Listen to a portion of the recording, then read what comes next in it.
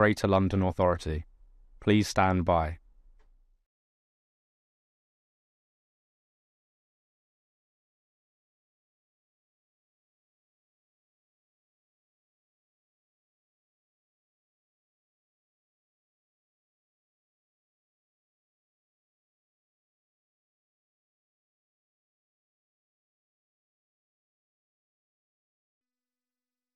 This is the broadcast from City Hall, the home of the Greater London Authority.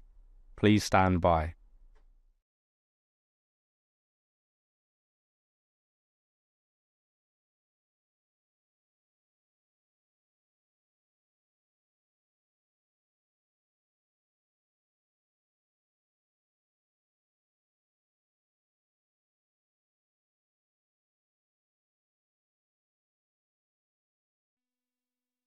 This is the broadcast from City Hall, the home of the Greater London Authority.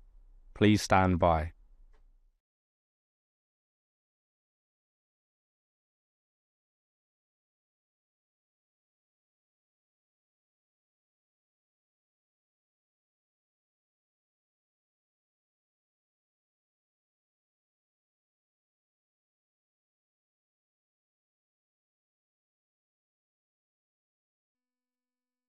This is the broadcast from City Hall, the home of the Greater London Authority. Please stand by.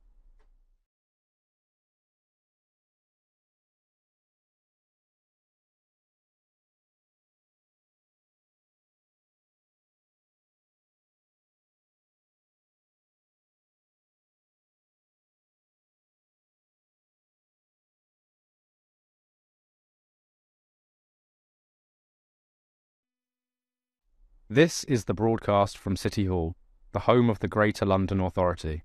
Please stand by.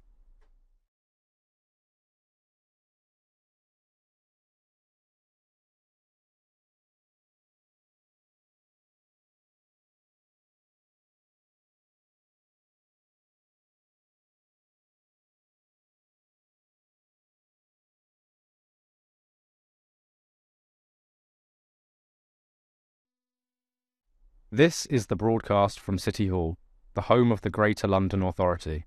Please stand by.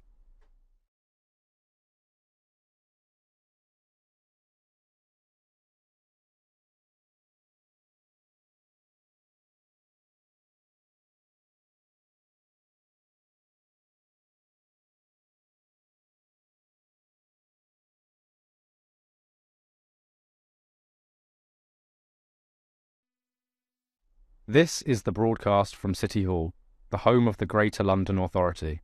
Please stand by.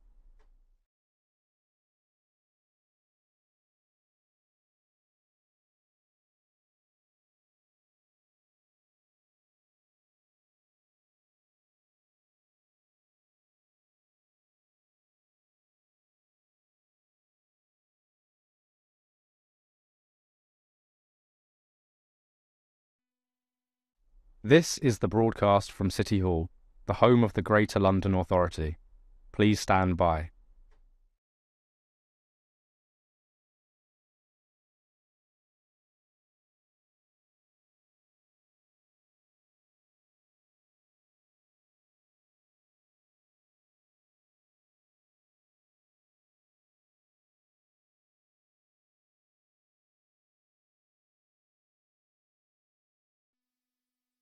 This is the broadcast from City Hall, the home of the Greater London Authority. Please stand by.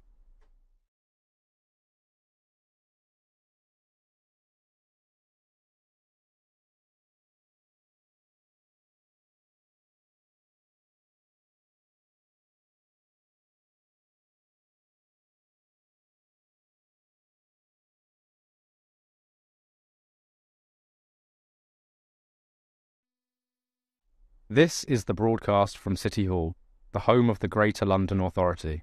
Please stand by.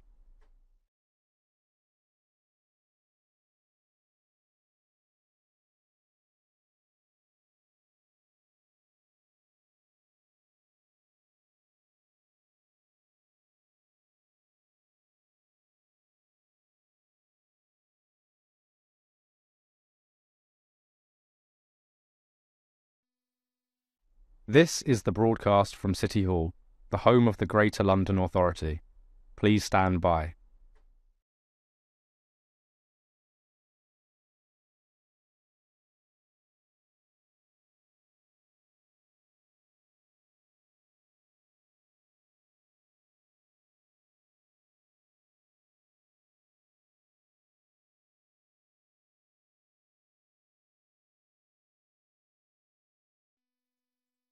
This is the broadcast from City Hall, the home of the Greater London Authority. Please stand by.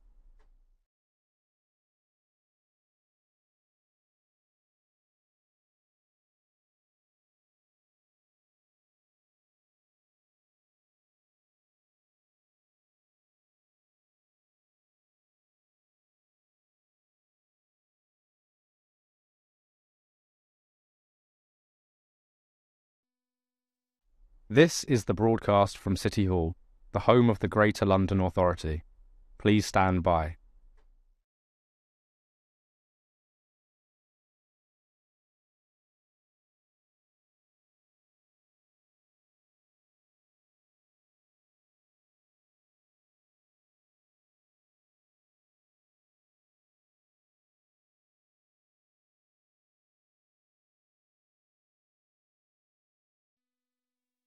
This is the broadcast from City Hall, the home of the Greater London Authority. Please stand by.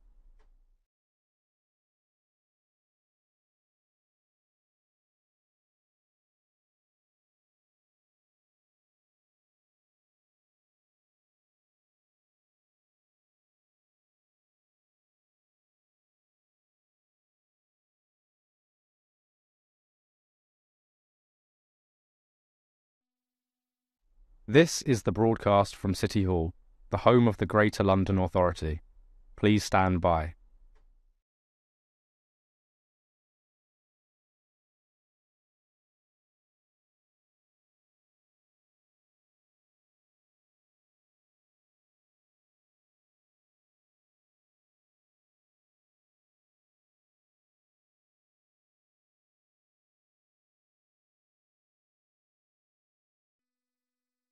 This is the broadcast from City Hall, the home of the Greater London Authority. Please stand by.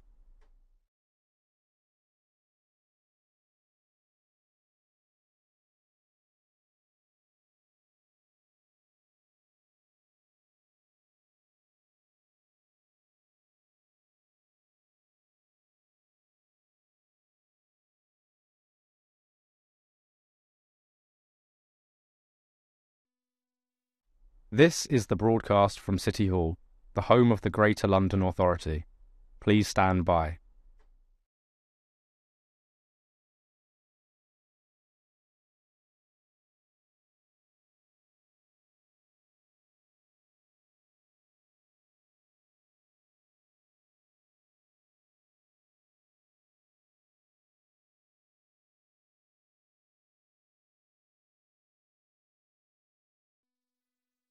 This is the broadcast from City Hall, the home of the Greater London Authority.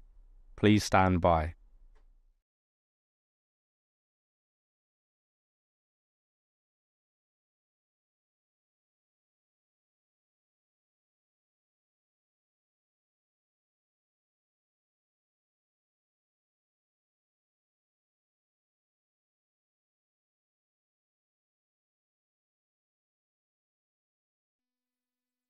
This is the broadcast from City Hall, the home of the Greater London Authority. Please stand by.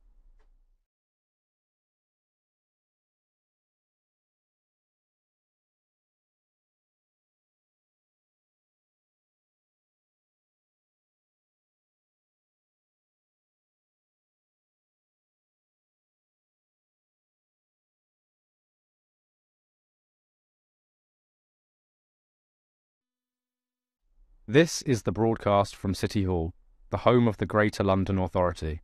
Please stand by.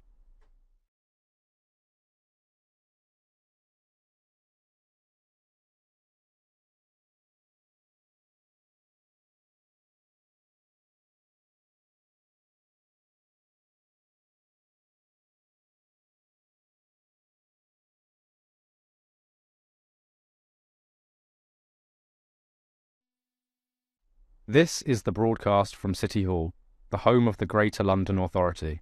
Please stand by.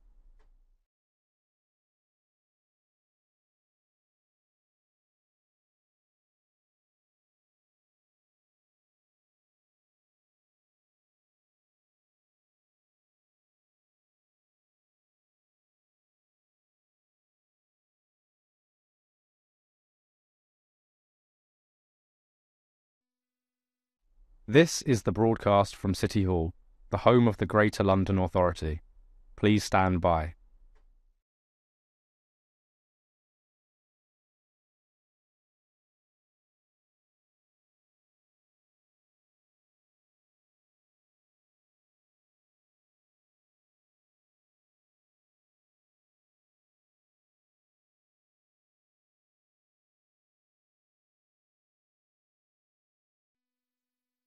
This is the broadcast from City Hall, the home of the Greater London Authority. Please stand by.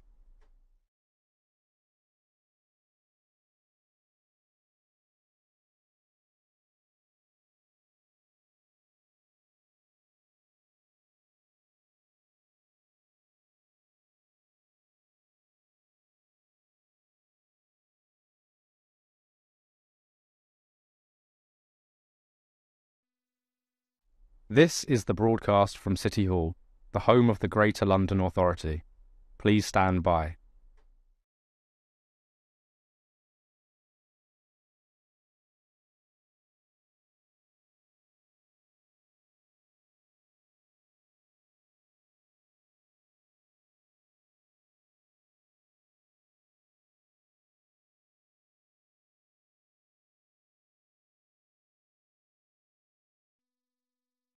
This is the broadcast from City Hall, the home of the Greater London Authority.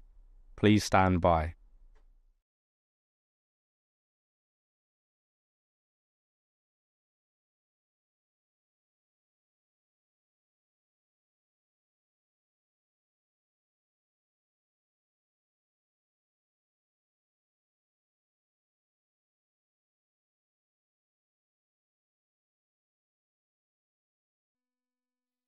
This is the broadcast from City Hall, the home of the Greater London Authority. Please stand by.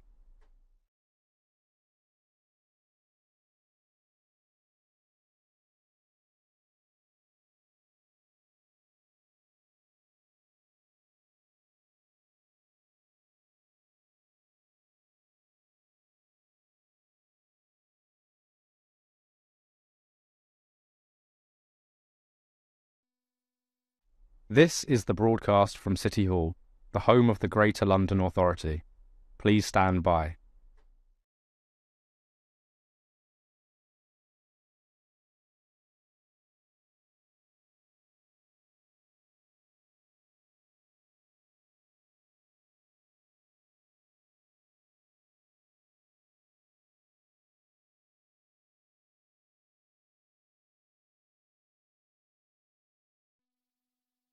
This is the broadcast from City Hall, the home of the Greater London Authority.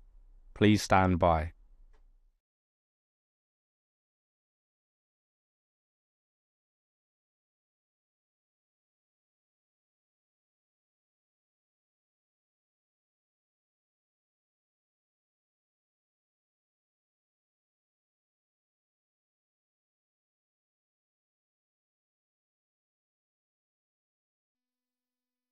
This is the broadcast from City Hall, the home of the Greater London Authority.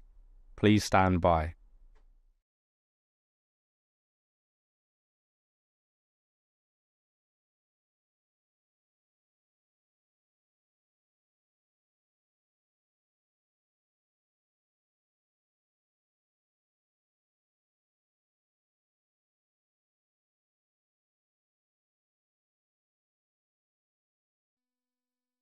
This is the broadcast from City Hall, the home of the Greater London Authority.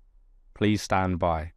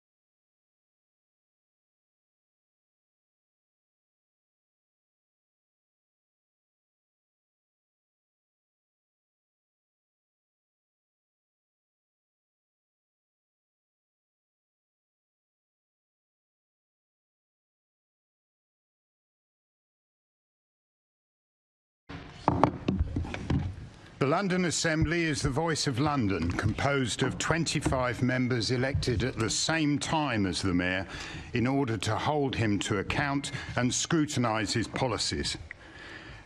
This is a plenary meeting of the Assembly, which means that all members are invited to attend. So can I welcome members, officers and the public here in the public gallery and watching on the webcast to today's Assembly meeting.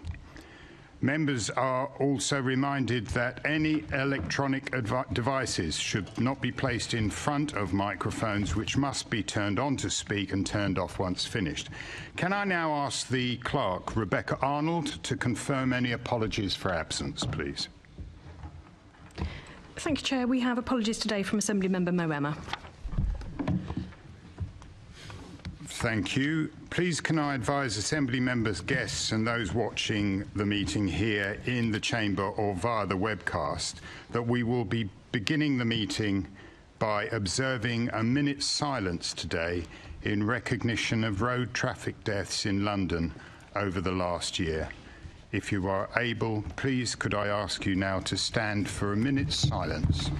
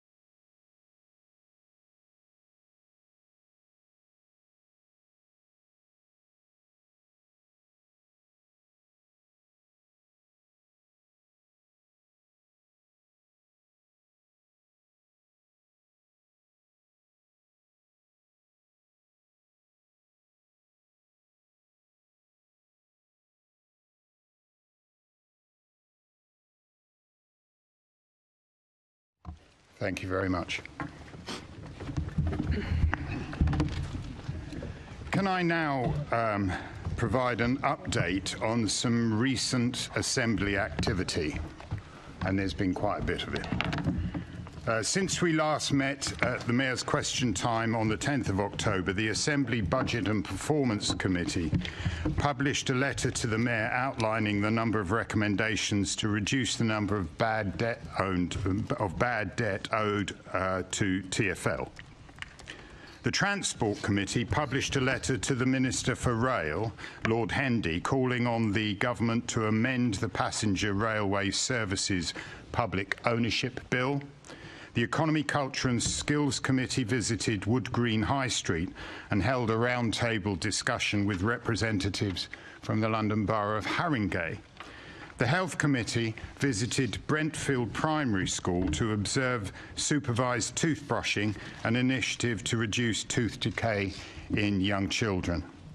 The Housing Committee visited HMP Bronzefield to inform its investigation into homelessness among women leaving prison. The Environment Committee met to examine the Mayor's policies and funding opportunities aimed at increasing community food growing.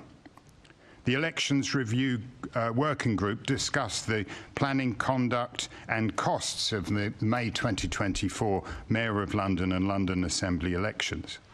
The Housing Committee met with key housing stakeholders to ask what needs to be done if the Mayor is to meet his commitment to end rough sleeping by 2030. The audit panel examined the GLA Corporate Risk Register, the Register of Gifts and Hospitality, and the New Year's Eve fireworks event.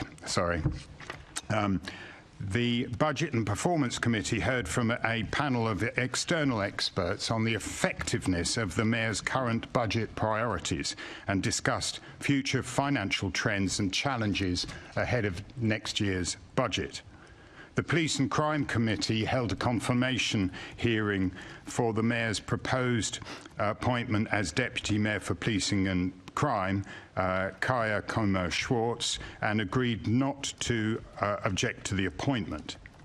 The GLA Oversight Committee scrutinised the organisation of London's New Year's Eve fireworks event. The Fire Committee looked at the progress the London Fire Brigade has made 2 years onto the review of its culture. The Transport Committee focused on the transport needs of women, young people and people in low-income households. The Police and Crime Committee questioned the Met about how the police handle public order policing, including protests, football matches and large-scale events. And the Environment Committee looked into the work the Mayor is doing to reach net zero by 2030 and how he is communicating what is needed to reach this target. It was also interesting to read in the Standard about the Mayor's commitment to expand public toilets on the Transport for London network. And I think it's only fair to say that this is something this Assembly has stood up for a long time. Both former Assembly member Victoria Borick and currently Assembly member Caroline Russell, and occasionally many other Assembly members, Joanne McCartney, Joanne McCartney and many other Assembly members as well have pushed so hard for this change over so many years, and it just goes to show that we can be very effective when we are united in a cause.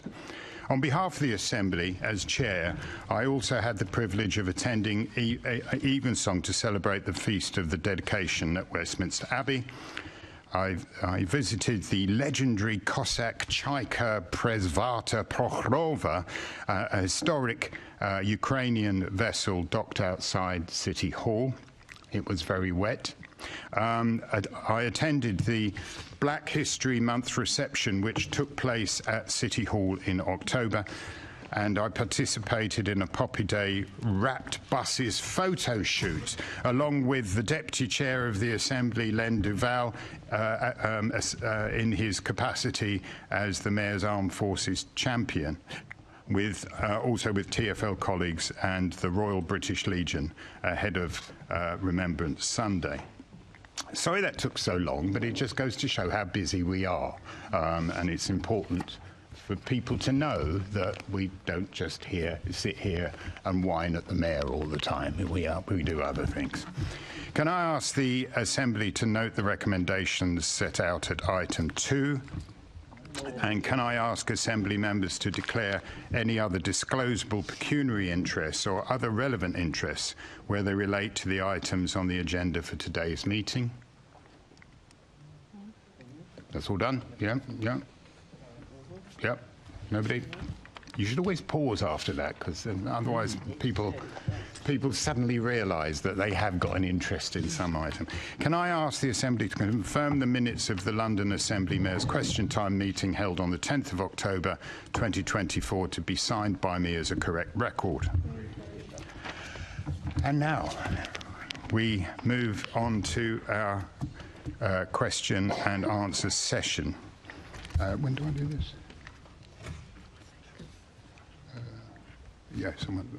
About that. Thank you. Sorry about that. Joining us here in the chamber today, we have Sadiq Khan, Mayor of London, and Sir Mark Rowley, Commissioner of Police of the Metropolis. Welcome to this meeting. So we've had to wait so long to get started. There will be a lead-off question from me as Chair to both of our guests. Assembly members then may put supplementary questions. Please could I ask Assembly members to specify who they would like an answer from and when they put their question. And guests, we would be grateful for succinct answers, please, so that we can get through all of the questions we have for you. But before we move on to the lead-off question from me as Chair, following discussions between Assembly members, I did want to place on record the Assembly's disappointment on a cross-party basis about the Met's much reduced engagement in formal police and crime committee meetings. So the first question will be from me. And I'd like to take an answer first from the Mayor and then the Commissioner. What steps are you taking to keep Londoners safe and support the reform of the Metropolitan Police Service. Mr. Mayor. Good morning. Keeping Londoners safe remains my top priority. I'm proud of my record over the last 8 years, from investing record amounts in policing, from City Hall and setting up England's first violence reduction unit, to putting the Metropolitan Police on the path to meaningful, lasting reform. Since I became Mayor, the number of knife crimes in which a young person is injured is down by a quarter, burglary is down by a fifth, homicide is down, and gun crime is down. But I'm no means complacent. I know there are many challenges ahead as we continue to build a safer London for all. The election of the new government this year was an important moment for London. I'm delighted that we now have a government willing to work hand in hand with City Hall to tackle crime and its complex causes. We've already seen the new government take important steps on community safety, including closing a loophole to finally ban zombie knives and machetes. The government's announcement of a new network of young futures hubs is also welcome, building on some of the work we've done in London through the VRU. And last week I was pleased to attend the first meeting of the government's new knife-enabled robbery ministerial task force with other police and crime commissioners from across the country. I'll shortly publish our new police and crime plan for consultation with Londoners, which will outline our priorities for policing for the coming 4 years. I'll continue my focus on key issues including reducing violence, supporting victims of crime, protecting people from exploitation, and ensuring the Met Police Service reforms and rebuilds trust with Londoners. Londoners have the right to expect the very best from their police service, and I continue to work closely with the Commissioner and his team on the comprehensive reform agenda set out in the new Met for London plan. We've already seen the Met Police Service make significant progress, including major improvements to the MPS's Command and Control Centre and its response to 999 and 101 calls. Reform to how the MPS tackles the highest harm sexual offenders through the VORG 100, an approach that the government has committed to scaling up nationally. Work is underway to improve the MPS's support for victims, backed by £3 million in additional funding from City Hall. An increase in both the number of gross misconduct hearings being held and the number of dismissals from the force compared to previous years. There's still a long way to go on MPS reform, and I'll continue to support this work, aided by the London Policing Board. I won't be satisfied until London has the police service it deserves, and the Commissioner knows I'll continue to support him and challenge to ensure the MPS commands the trust and confidence of all Londoners. I'm pleased to be here this morning, Chair, and look forward to answering your questions during the course of the morning. Commissioner. Thank you, Chair. I've got over 40,000 people committed to doing the best possible for London, and I was going to summarise my comments under sort of the stretch, progress and the challenges we face, and this will probably pick up some of the themes that I think will come up in questions later. First of all, on stretch, we are in extraordinary times, and the expectations of officers individually, of staff individually, and the Met are above and beyond what we've seen before. You've all seen over the last few months the effects of, the riots, which was a massive effort for the Met in London and sending mutual aid across the country.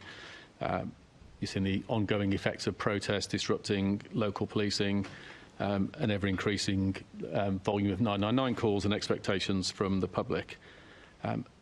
Amongst all that, we have such dedicated officers. I'm constantly stunned by their commitment to the mission. We have 18 a day being assaulted, 2 a week seriously injured. On Sunday just gone, I was visiting an officer at his home in Luton.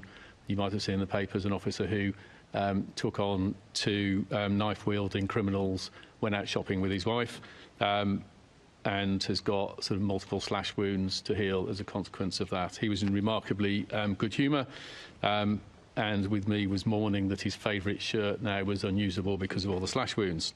That's sort of indicative of the good humour and determination of our great people. So those volumes are beyond capacity with that extra strategic stretch, and then sometimes facing a lack of thoughtful support and commentary. I think, for example, some of the follow-up to the acquittal of Martin Blake in the Kaba case is indicative of that, which not all were recognising of what him and his family have endured, whilst we would all recognise the sympathy for the Kaba family who, regardless of the circumstances, have lost a loved one.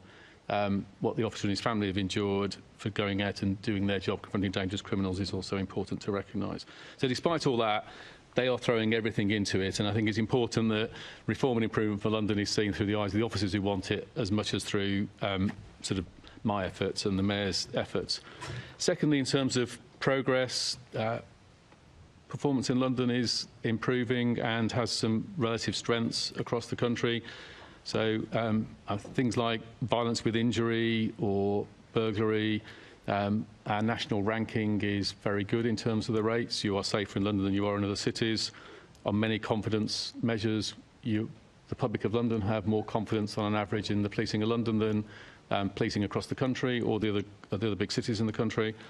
And just some stats this year, 18.9% reduction in violence with injury, 2.8% reduction in knife crime from the 25 victims, 5.7% reduction in homicide, lethal barrel discharges, which are at record lows, are being sustained at that level, etc., etc. That's underpinned by the reforms and changes which I'm sure we'll discuss later. Issues like strengthening neighbourhood policing, the stronger leadership you've seen locally, and the extra resources, which is the centre of our community crime fighting approach, the rebalancing resources towards public protection, bringing down caseloads in sort of rape and sexual offence cases, which is improving our detection rates and our support of victims, amongst many other parts of progress. The work we're doing on culture change, the biggest training initiative the Met's ever done to help put us all in a place where all officers are equally able to contribute to an inclusive organisation, and one that's thoughtful about how we do stop and search, how we serve victims, and bringing those skills to practical effect. My third point was about challenges. This is against a headwind of a Met which is smaller than it ought to be and facing really drastic funding settlements looking ahead. The settlement that we currently believe we face from Whitehall, the Mayor shares my concern, and we're still in ongoing conversations. I'm not going to use any exact numbers, but what I'm seeing at the moment creates some eye-watering choices for the year ahead. And I think the Treasury's call for efficiencies from policing on the back of £1 billion saved over a decade is quite hard to respond to politely, but I will. Especially when, for example, just use one example in terms of the support we provide to officers and communities is well illustrated through our estates and our technology. I think it's interesting to note that ministers spend twice as much per metre squared on the estate for their working environment and their officials' working environment as they spend on the estate for officers and victims who need a more complex estate and police buildings 24/7. Similarly, our technology is poor because we spend about half per head count on that as Whitehall spends on the data-enabled departments, and we'd have to spend twice as much to match the median in the public sector. So whilst we will always look for efficiencies, I think a move away from a focus on all of this can be solved through police efficiency and realistic settlements for the future is going to be absolutely critical. And the Mayor and I will keep working together on how we deal with this eye-watering settlement. Thank you. Thank you. Assembly Member Hall, please. Thank you, Chairman.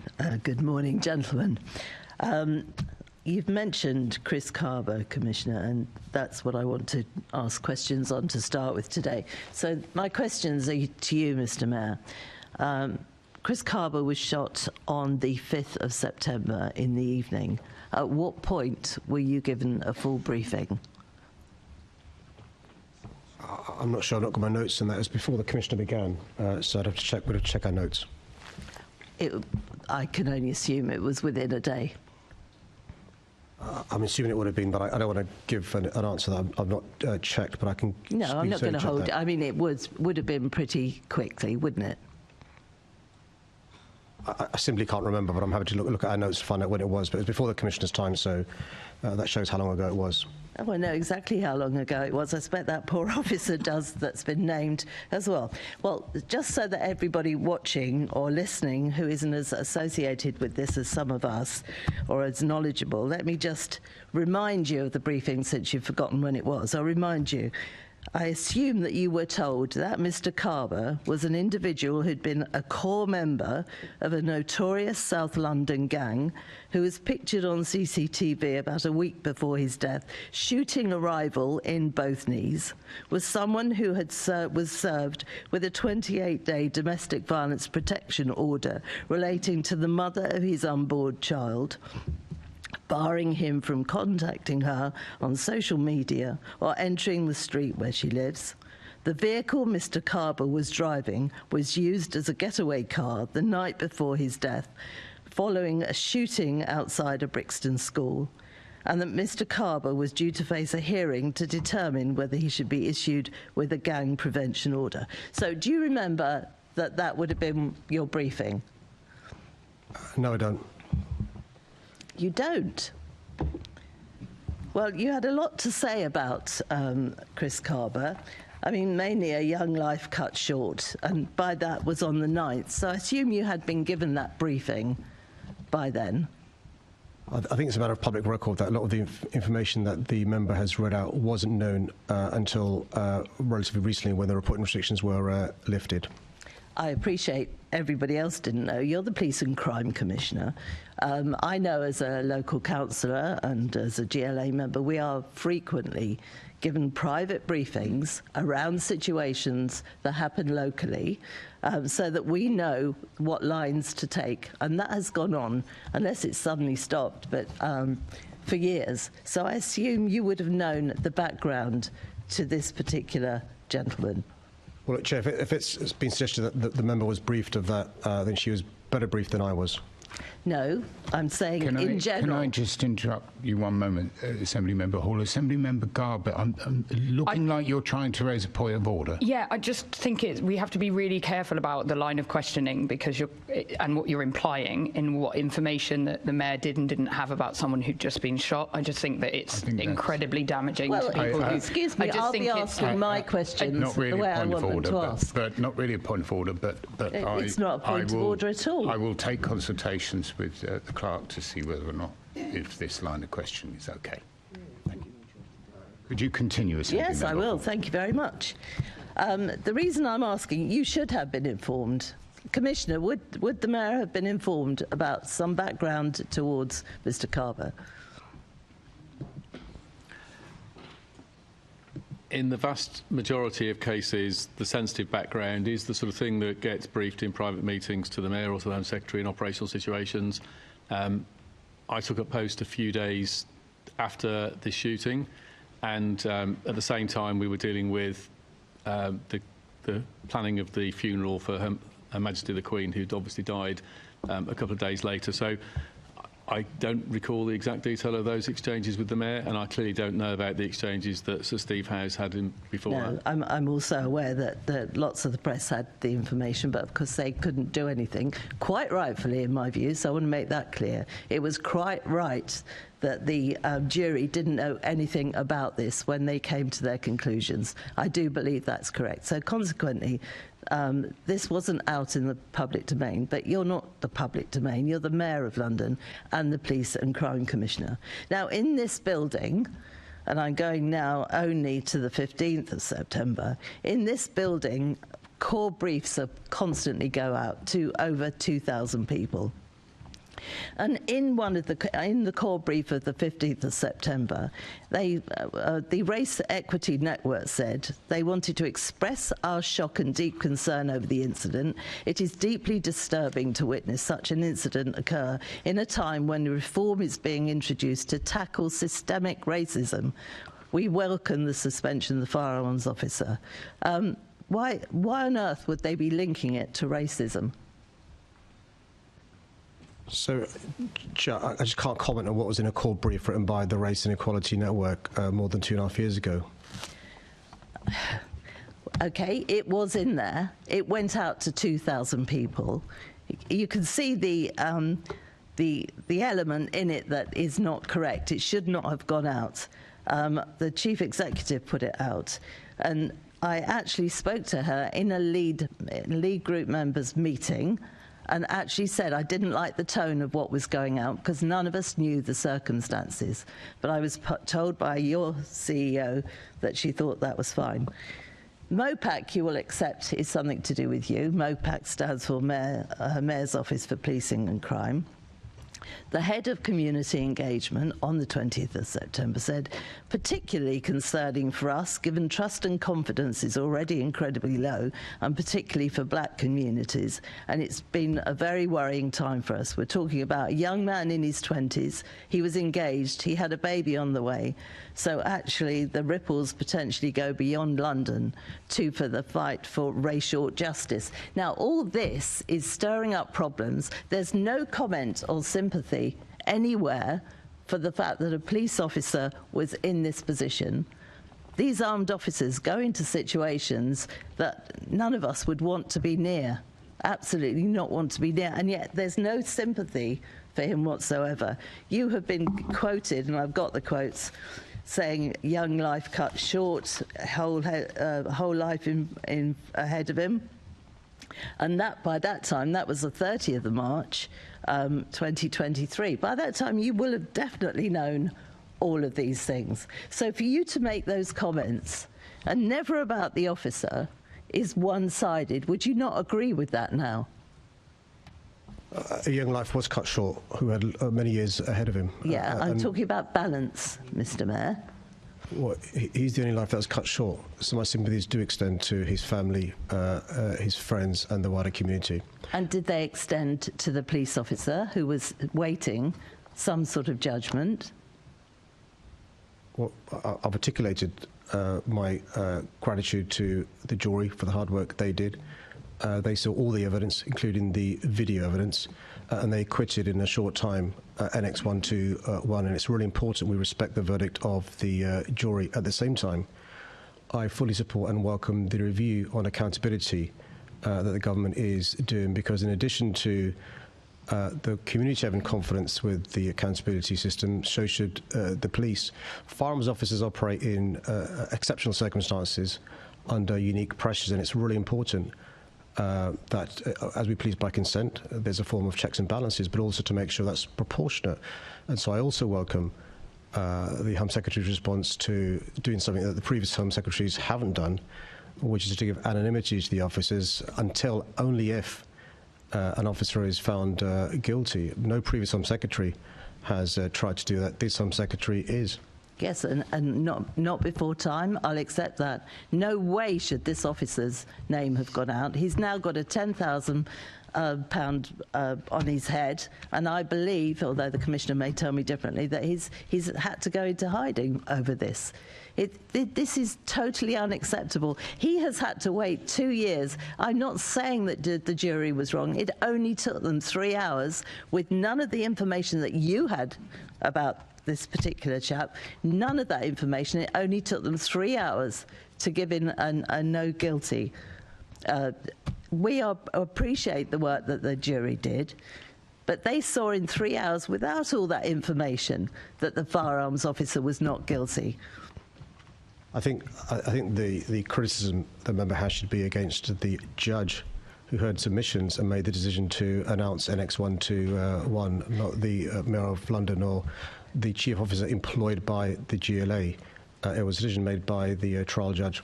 No, my criticism is of you. You are a leader. Well, you're supposed to be a leader. You are the Mayor of London, and you are also the Police and Crime Commissioner. And yet you were putting out things in a one-sided way right from the beginning. That police officer and his colleagues had to listen to that the whole time, knowing many of them know the background here. And let me tell you, very many of black families knew the background to this person.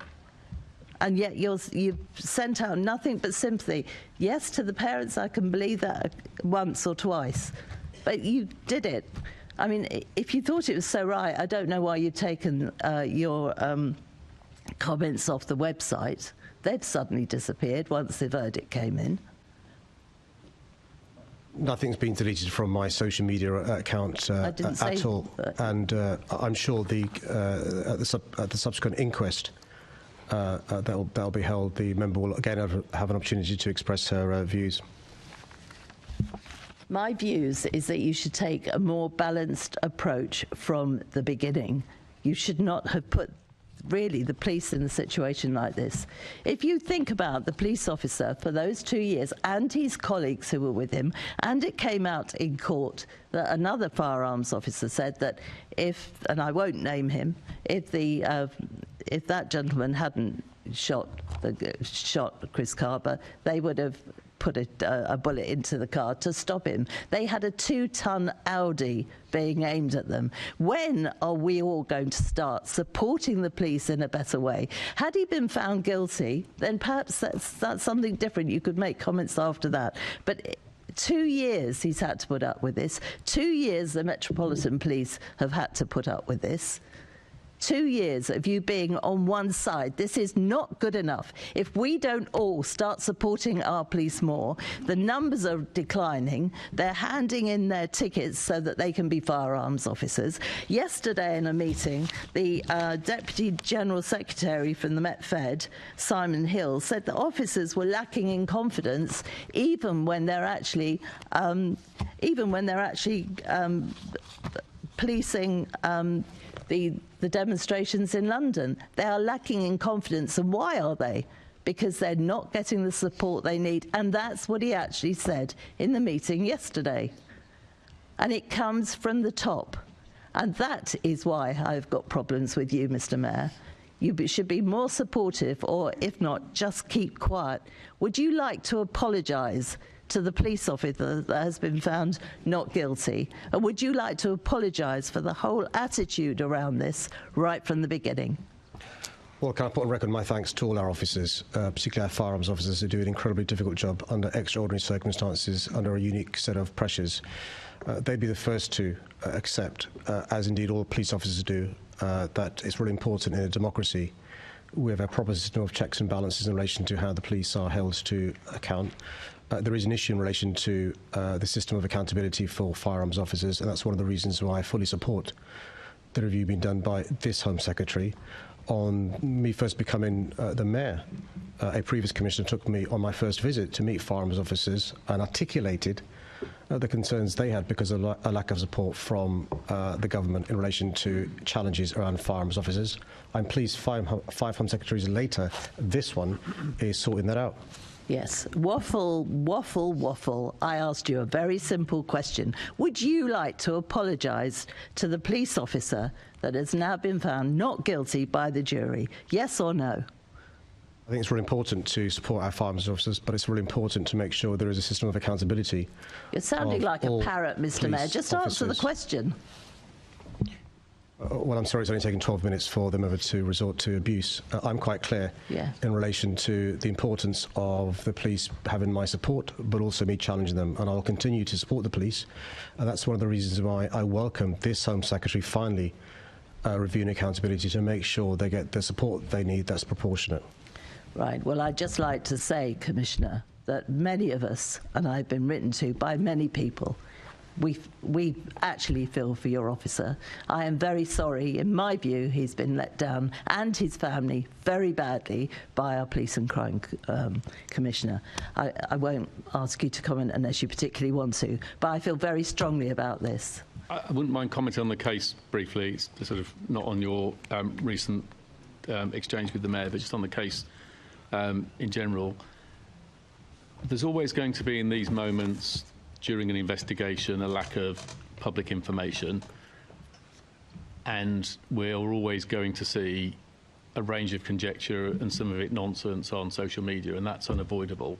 But I think what's helpful is, wherever possible, to recognise that cases like this, for me, this case particularly prompts 3 sort of issues for debate.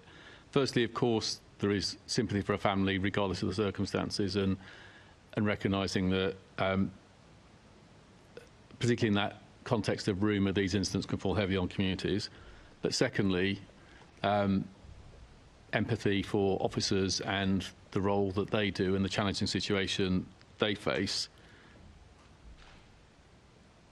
sort of having regular coffees with Martin Blake over recent months, I've been astounded by his personal resilience and dignity with what the world has thrown at him and his family, which has turned their life upside down, when he was confronting a dangerous criminal on behalf of us all. He would be the first to say he expected full accountability. Normally that would be done in an inquest. Many of us were surprised it was done through a murder trial, but normally that would just be done in an inquest. But regardless of that, he expects that accountability. But the third point I think it prompts is,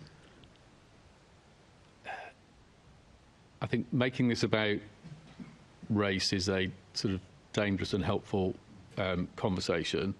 The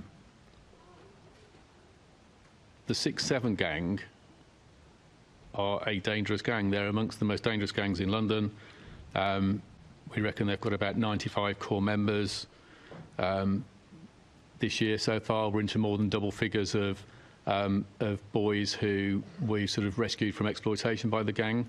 And we all know the pathway, sort of 12, 13, 14-year-olds being drawn into gangs, bullied, coerced, in a vulnerable sort of position, running drugs, and they're the gang leaders of the future. And that's a sad, sad cycle.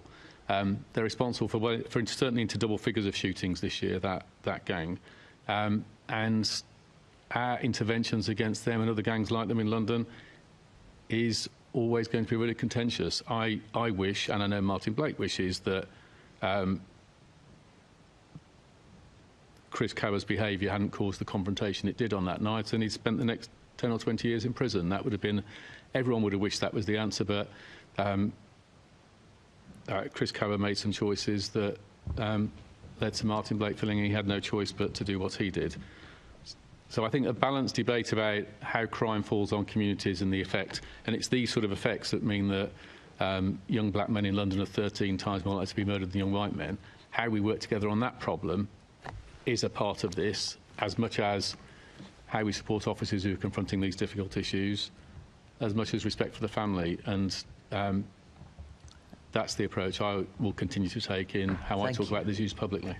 Thank you, Commissioner. Thank you. Thank you. Assembly Member Desai, please. Thank you, Chair. Good morning, Mr. Mayor. Good morning, Commissioner. Commissioner, on the 8th of October, in his annual update on security threats, the Director General of MI5 said that Russia and Iran are, and I quote, on a mission to generate sustained mayhem on British streets through arson, sabotage, and more dangerous actions conducted with increasing recklessness, unquote. What specific measures is the Met taking to counter this evolving threat? Thank you. So, as members will know, sort of a few years ago, I was myself leading a national approach in counter-terrorism policing that works very closely with MI5 on terrorism cases, hostile state cases, and a few other matters. That role is now done by Matt Dukes, who's an excellent member of my team. Ken McCullum's speech sort of portrays the changing context. When I left that role in 2018, a minuscule proportion of the work that counter-terrorism policing was doing was related to counter-state threats. I think sort of portentous of the change in my last week in that role, we had the nerve agents attacked by Russia deployed in Salisbury that broke. Now, 20% of the work of counter-terrorism policing is not terrorist related, and the sort of bulk of the complexity and challenge in that are state threats related matters. We would 5-10 years ago maybe have charged one case a year with state threat related issues, if that. Now it's looking at 20 and rising. Some of that is helped by the change in legislation recently with the National Security Act, which filled all the holes. There were three previous pieces of legislation to do with espionage from the sort of beginning, middle and end of the last century. Between them, they created a very poor patchwork quilt to deal with the threats that we face. The new legislation brings criminal justice interventions more to the forefront in tackling state threats issues. In his speech, he spoke about China, Russia and Iran, and those issues are central to our work. And it's not just about investigative work, police and MI5 together. It's also about a different approach in communities, because the sort of diaspora that hail from those regimes, some of them are at risk because of the approaches taken. So our sort of protect stance is having to change as well, and that's generating an awful lot of work and thought across policing and government. Thank you. So, Commissioner, how are you facing up to the homegrown threats such as far-right terrorism and/or Islamic extremism, especially with the background of rising geopolitical tensions? So those issues do sometimes link. It's in the interest of hostile states to provoke some of those terrorist threats, and we do see those links playing out. The current terrorist threat is getting more complex and harder to define. So alongside the work that has sort of, if you break the sort of terrorism-related work into sort of percentages, about 60% of it is Islamist-related, about 20% is right-wing related, and the other 20% is a very complex mix. A lot of it are what we and Security Service have termed MUU, a new acronym, mixed, uncertain and unclear ideology. Young men, usually, who are fixated on violence and are grazing across extremist and terrorist content to feed their violent mindset, but never actually adopting a terrorist ideology. So people who on the same day are grazing with extreme right-wing violence, extreme left-wing violence, Islamist violence, incel violence, school shooting violence, and they're grazing across this, and some of them moving towards that, leading to them conducting serious violence themselves. And whilst it may appear to be, it is terrifying, it is not terrorism in the sense of the law, because they're never actually adopting an ideology. It's more a fixation on violence, and that's on the edge of classic terrorism work. But police are doing an awful lot of work on those cases, and with the Home Office looking at what does that mean for how Prevent and other services work, because it's on the borders of terrorism, but it is still deeply concerning. Thank you. Mr. Mayor, I was going to raise the issue of online extremism with you, but I think I've run out of time, so I will write to you. Sure. Thank you. Thank you, Chair. Thank you. Assembly Member Roberts, I think, is next. Thank you, Mr. Mayor. This is for the Commissioner. It's just, you mentioned the estate strategy earlier, and I feel it would be remiss of me if I didn't bring it up again, as I usually do. Thank you. We've got police stations which residents are wanting to be kept open, such as Wimbledon. We have parts of the estate which are currently either absolutely surplus to requirements and are recognised as being such, such as Teddington Police Station. When can we expect to see a final version of the estate strategy being brought to us? So we've got to our conclusions. We haven't published them yet, so that should be soon. As I hinted at earlier on, our estate is not in the state that any of us want us to be, and there are really two fundamental issues to that. One is the quality of it, and the second one is the reach of it in terms of its connectivity to communities.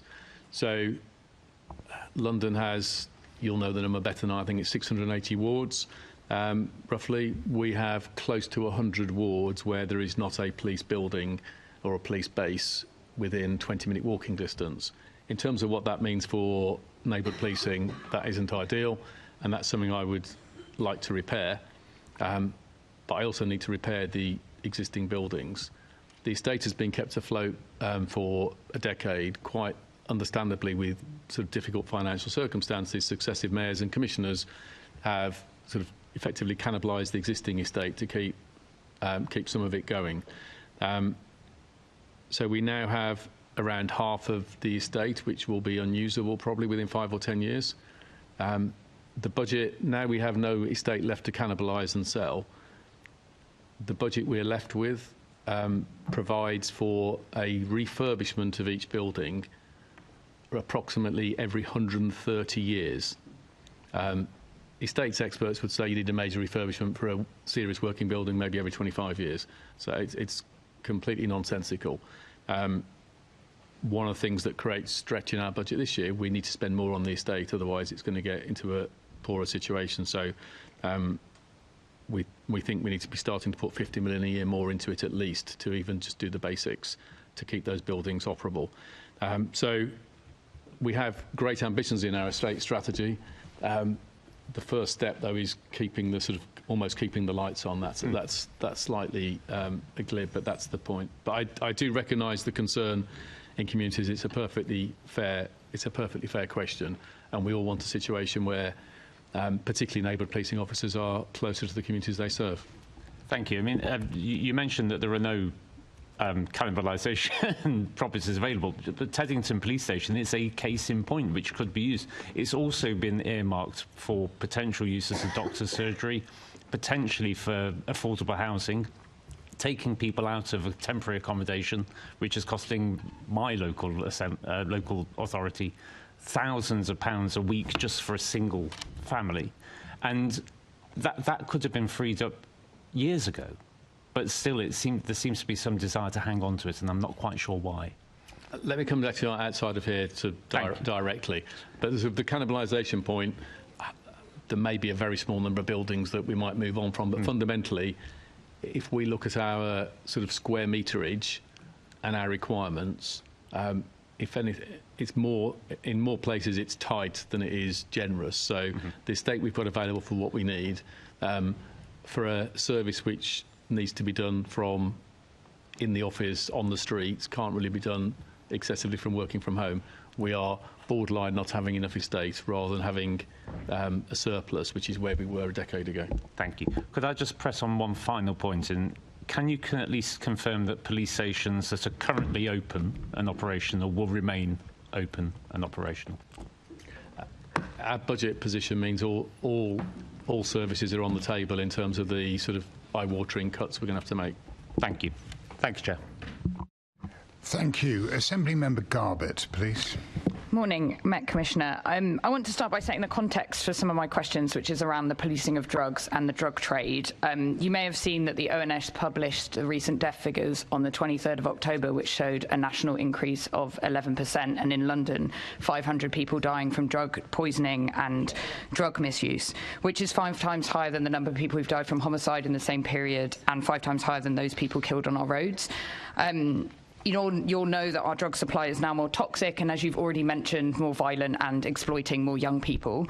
I really care about this. I come from a background of the NHS, listening to families who've lost family members to the war on drugs, and I really want to do as much as possible to stop this. I'm working as hard as I can, but I know you have the power to really change this.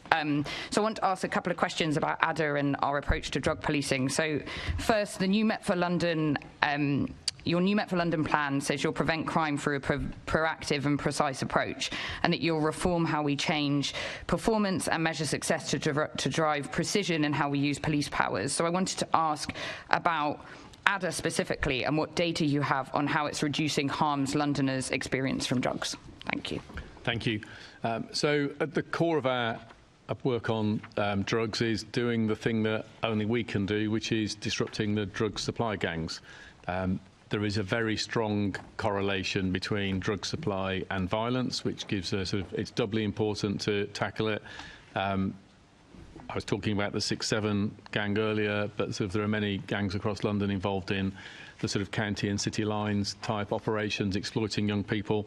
And the operations we run that start from a phone numbers that we get from arresting addicts, take us to the drug take us to the people running the lines.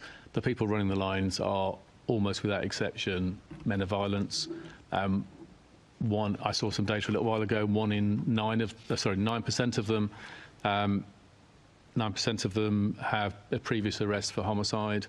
1 in 6 previous arrests for firearms, 1 in 3 previous arrests for GBH, and about 80% in total previous arrests for violence. So, any suggestion that there's a sort of the drug trade is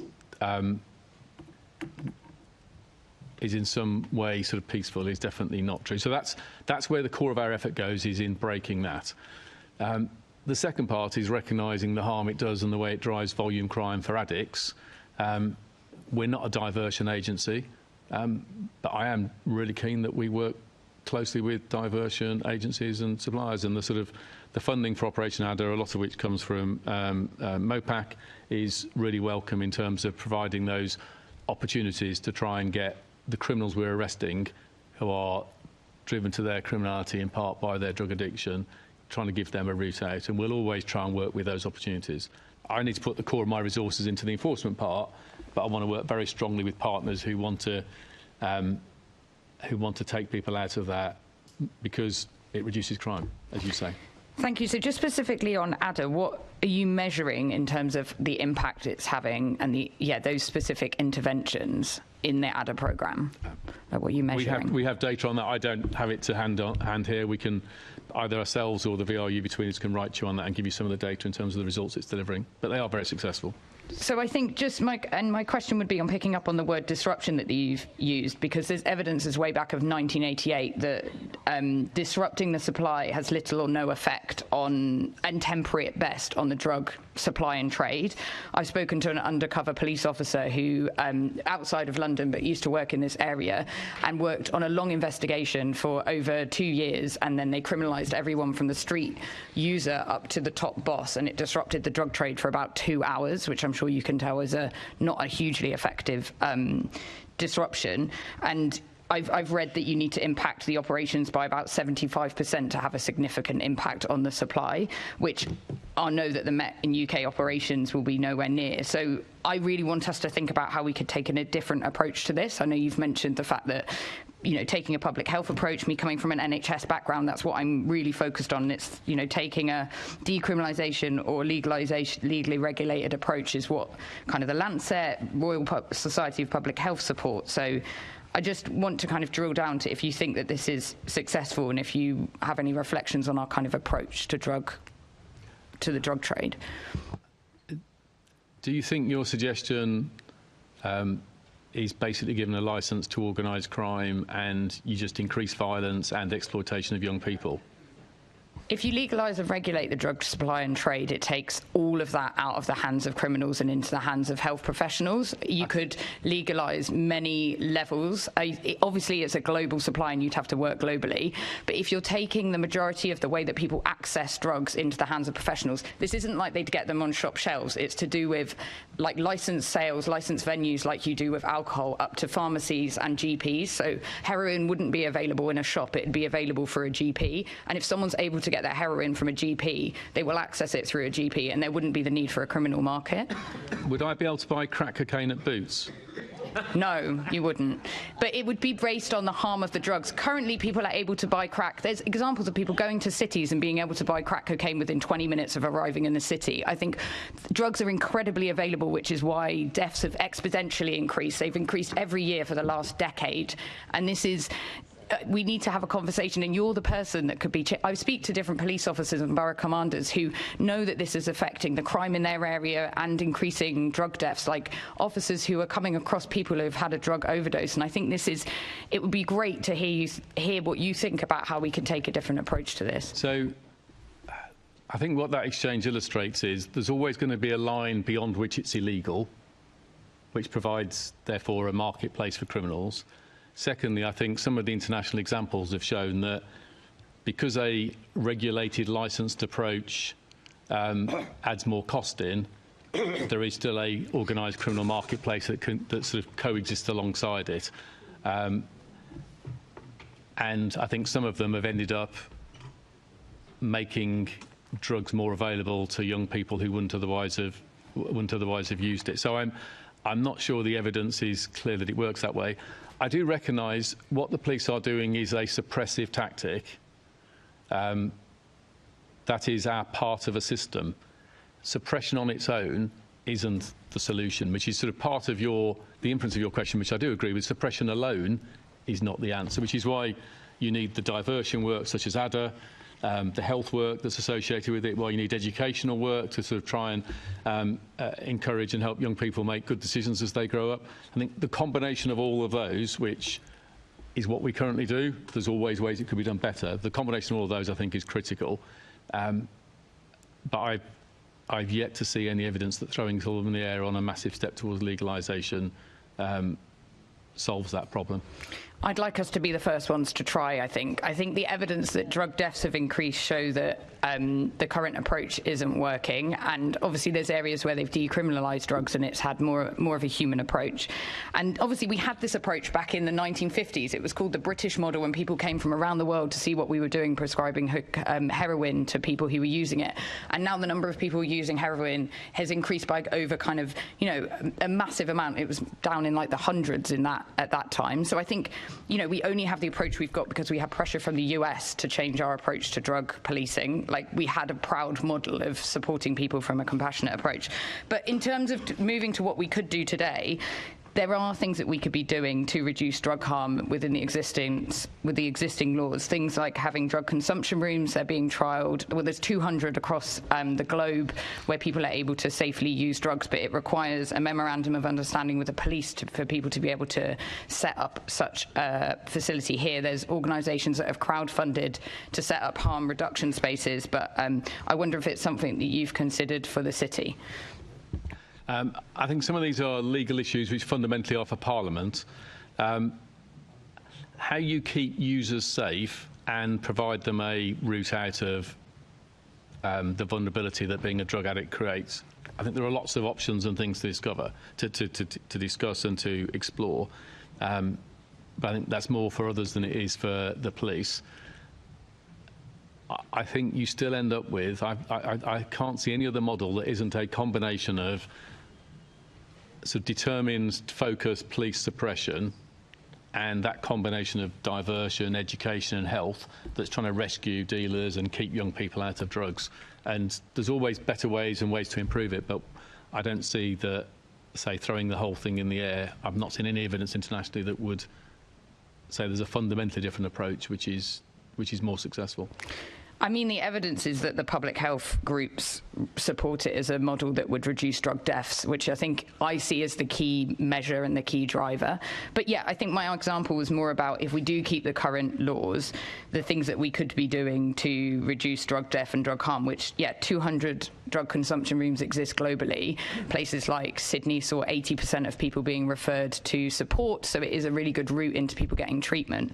And we're seeing what happens in Glasgow, and it'd be really good. It'd be great if you could look on to see what happens there, and maybe we could have another conversation about a drug consumption room for London.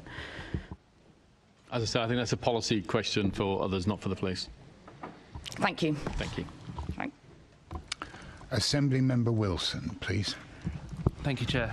My questions will be to the Commissioner, if that's okay. Thank you. Very briefly, as a follow-up from the exchange between Assemblymember Hall and the Mayor, I think it's really, really important that the officers that are doing a very difficult job on the front line, keeping London safe, have the support of both the operational and political leadership of the Met. And I think on this particular case, so you have been pretty strong, which is great, but would...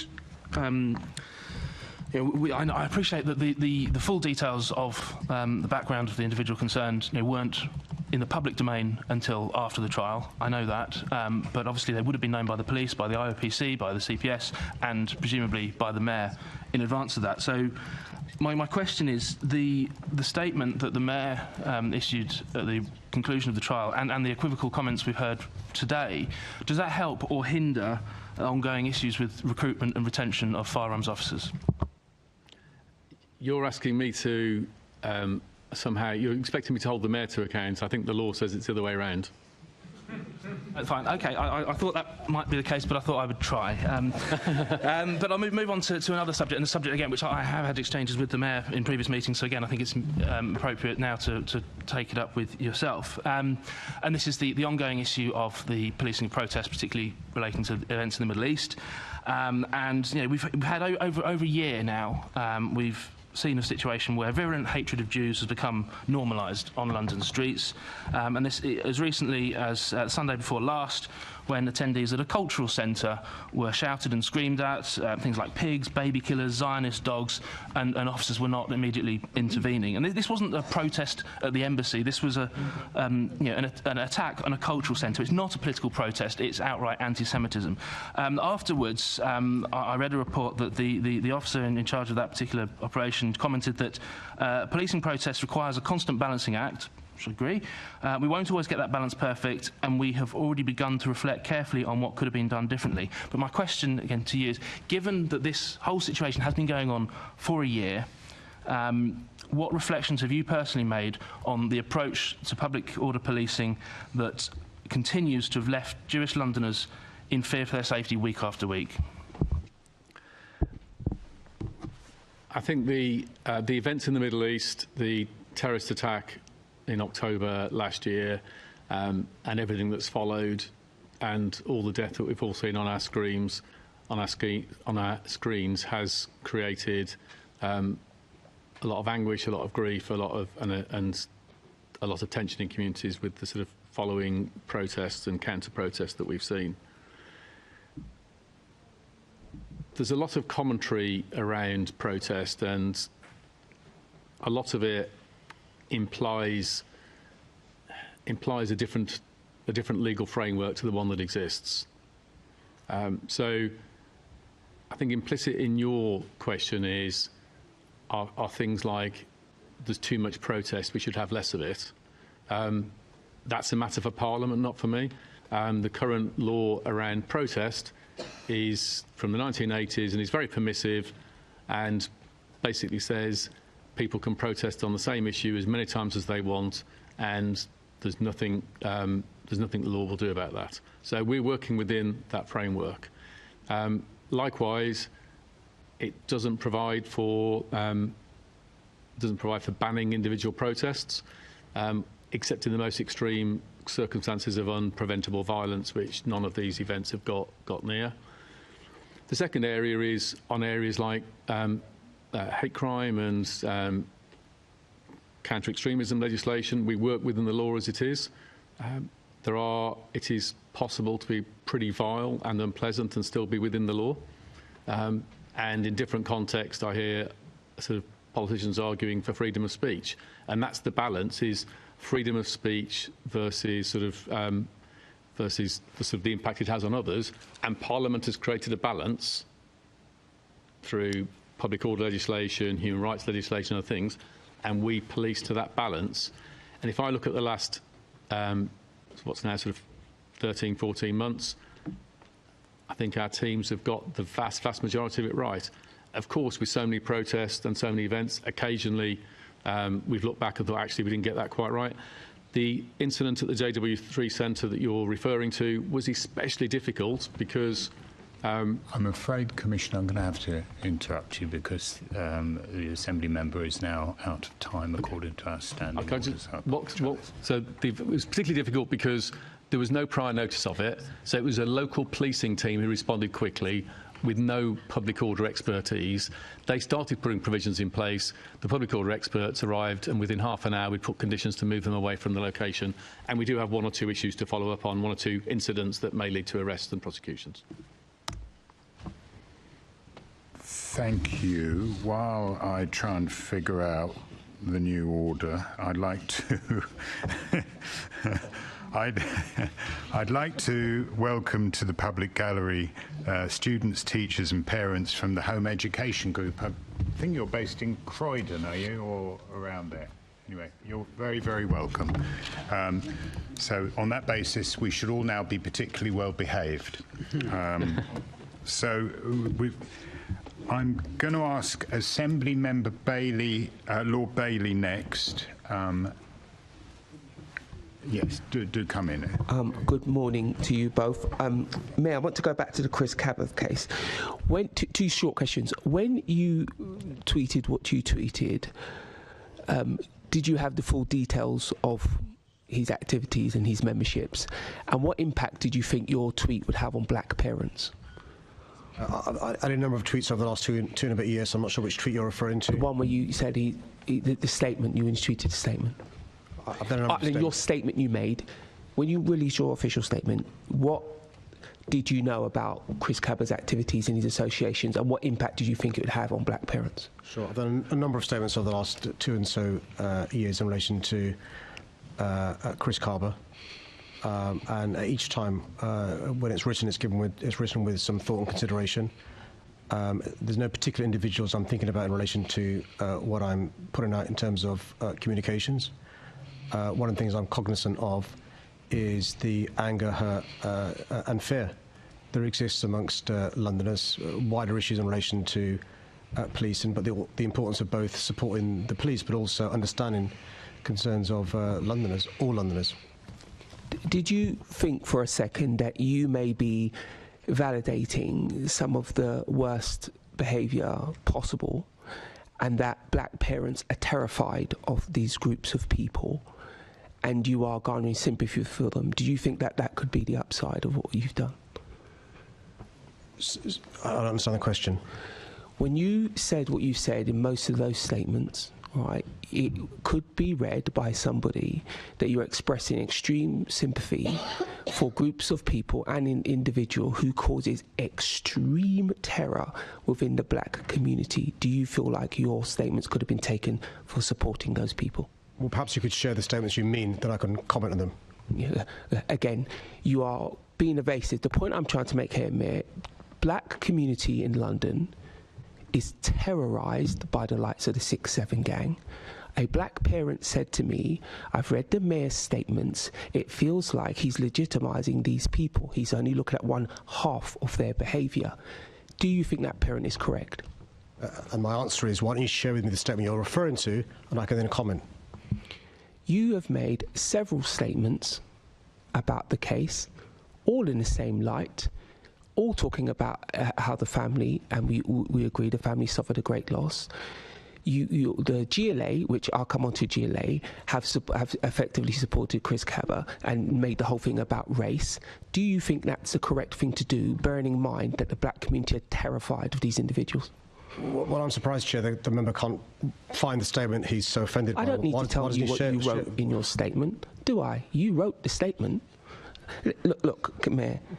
Earlier on, you were asked what you knew when you put out your statement, right? And you said you couldn't remember. Right?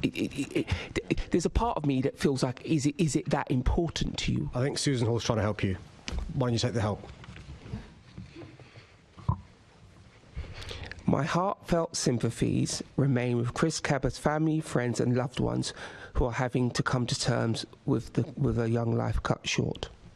That statement. I have a number of parents who read that as you supporting people who carry out some of the most scary violence in the black community. Are they correct? For the avoidance of doubt, my sympathies do remain with Chris Kaba's family, friends and the wider community. This is a life cut short. Yes, of course. The Commissioner's talked about some of his previous records. That doesn't detract from the fact that here is a young life cut short. Do you think you could have put out a statement supporting the rest of the black community who has to put up with this violence? I'm really happy to share with the member. He's clearly not read all the messages I send out regularly. Well, if you put one out, please. To support all minority I would like you to educate me right now. It seems Susan Hall's helped him partially, not completely. Yeah, I'd like you to help me right now. You are making light of this, but to be clear, we have black children, of which I have 2 in my home, who I cannot put out on the street because the police are afraid to confront these people because they're not getting support from you. We heard in the last Police and Crime Committee that police officers feel less confident with carrying out their role because they're not receiving political support from you. So I'm asking you, do you think that you should have put something out to support the black community, the wider black community who are facing these violent actions every day? Well, the misinformation, the assertion he's making is at the last Police and Crime Committee, there was a discussion on public order, not firearms officers. And the concern expressed by the Police Federation, even the Police Federation didn't name me in relation to their concerns around public order. I'm really happy to have a conversation about public order if that's the issue he wants to discuss. The issue in relation to Chris Kaba is his death because of firearms officers, and what's important is that we understand the conditions and circumstances under which firearms officers work, exceptional, extraordinary circumstances, unique pressures they face, and that's one of the reasons why I fully support this Home Secretary's review of accountability, something the previous 5 Home Secretaries since 2016 haven't done. Hope he would support this Home Secretary in relation to a review and accountability to give both the police the confidence in relation to the system of accountability, but also the wider community the confidence in relation to the way the police are policed. Does he support that or not? I do support the Home Secretary, what she's done. She's done a lot better than you, and you were named yesterday around the fact that police don't have the confidence to carry out their role correctly, and why we worry about that, because if you keep supporting only one side of the argument, it means our community is left with people who murder people. The black community in London is relying on you to support them. So where was your support in all of your statements for the black community and what they've had to put up with thus far? Well, Chair, we've seen these arguments rehearsed both in 2021 and 2024, and we saw the response of Londoners on both those occasions. That is a hugely dismissive answer when you figure out that black men in London are the most murdered group of people in all of Europe, and all you can do is play politics. That is ridiculous, Sadiq. That's absolutely ridiculous. Back to you, Chair. He's got his Twitter clip, Chair. Let's move on. Thank you. So seriously, I'm actually offended by what how you've just dealt with that. Order, please. We're going to do a slightly revised order just for the purposes of the smoothness of the debate. Assembly Member Clark, you wish to... Yes, thank you, Chair. I want to go back to Assembly Member Wilson's question. Mark, you put it to the Assembly that the legal framework in which you police in. Where I'm really concerned is I still get phone calls. I had a phone call the other day from a local woman who's very concerned that the way in which the protests are policed and oftentimes the sensitivity in which they're handled makes Jewish Londoners feel that they're not being protected by the police and they feel less valued. And this is a conversation I've had time and again. So I'll put it to you, Sadiq, that I know you agree that it can't be right that we have a group in Londoners who are feeling this way, who are feeling scared. It's not right. It's not good enough. But given that we have the Commissioner of the Police saying that his job is to police within the framework of the law, what conversations are you having with government around this ongoing issue? And also, I'd just like to know what training are we given to police on anti-Semitism? I want to clarify. I want to clear what changes in the law the members are referring to that are needed. No, just that Mark had said that he's policing to the letter of the law, so that it's the framework of the policing when there's protests, which is true. I mean, sure, I appreciate that. I understand that. So look, the job of the police is to be peace officers and to enforce the law. Now, the challenge the police have is that they're damned if they do and they're damned if they don't. There's this new phrase now used by the right, two-tier policing. And that gives the impression that the police have people they police in a preferential way versus those that they don't. Now, my experience of the police service is they police without fear or favour, which means they refuse to rightly take into account the prejudices of the current Home Secretary, whoever he or she may be. And we've seen some Home Secretaries in the recent past with very strong and strident views on certain issues, and I've seen this Commissioner on a regular basis being quite clear about the parameters of interference in operational matters. That being said, there are things we can do to reduce the amount of anti-Semitism. That is not a job for the police. We've got a role to call it out. In my view, even so something may not be breaking the law, I know Jewish friends, colleagues, and neighbours are offended by them and scared. So my message to Londoners is, look, don't say it. Whether you're breaking the law or not doesn't matter. It's causing people concern. And I think all of us have got to be conscious, living in a wonderfully diverse city. There are people with different views and perspectives, but there's a way to express yourselves in a way that doesn't cause fear to friends, colleagues, neighbours, fellow Londoners that may not be breaking the law. And that's one of the reasons why we invest record amounts in, and you've been at some of those sessions with the young people, the Shared Endeavour Fund work, the work we're doing in relation to the catch, but also some of these great groups, Jewish groups, Muslim groups and others, going into schools, explaining to young people how you should respect each other, be confident about expressing your view without breaking the law. There's a separate issue about the difficult job the police do, which is to enforce that law when it comes to breaking the criminal law. And I think they're being sucked into things that, in my view, aren't criminal matters until Parliament decides to change the law to make them matters in which the police can trespass. I was on my phone, I was trying to find a quote from a legal case, it's DPP versus Redmond Bate. I couldn't find it quickly enough, unfortunately. But in that judgment, very clearly, Lord Justice Sedley makes clear, and he finishes off, the freedom to speak inoffensively. The freedom to speak only inoffensively is not worth having. And it's a case from the late 90s where policing, we overreached in interfering in something, and the I think Court of Appeal or Supreme Court basically said we got it wrong. So some freedom of speech involves being offensive.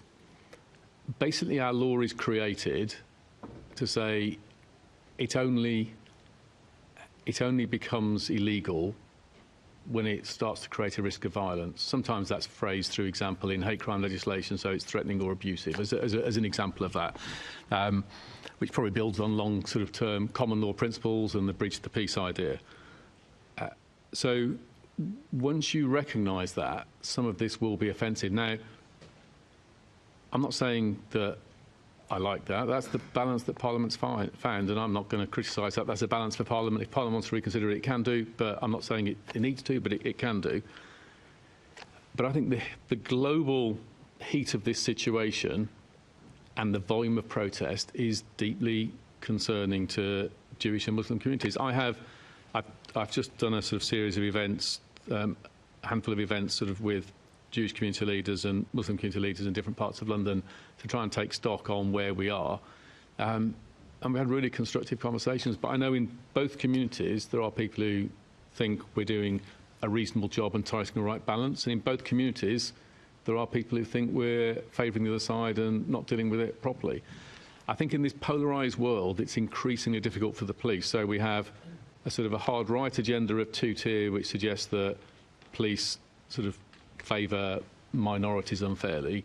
We have a hard left agenda which suggests that police are permanently and sort of exclusively racist. Neither of those are true any more than we are leaning towards Muslim or Jewish communities. We're working desperately hard under the law to operate without fear or favour. Of course, that doesn't mean that on individual tactical circumstances, occasionally we'll get something wrong. We're a massive organisation dealing with millions of incidents a day. A year, but fundamentally we're operating without fear or favour under the law. But I think under your question is this point about the sad reality that there are big portions of Jewish communities and big portions of there are other communities as well, big portions of Jewish communities, for your question, who don't feel as safe in London as they wish they did. And I don't like that. London's my adopted city. I wouldn't live anywhere else. I don't like that any more than anybody else does. My job is to police the streets without fear or favour, and I'll do that as determinedly as possible and try and do everything we can do so that all communities feel safe and able to thrive in the city. Okay, thank you. Thank you, Chair. Assembly Member Duval, please. Let's turn to the issues of the Met for London progress in terms of the reforms. So that was published over a year ago. What has been accomplished so far, and what is there still left to do? To the Commissioner. Yeah.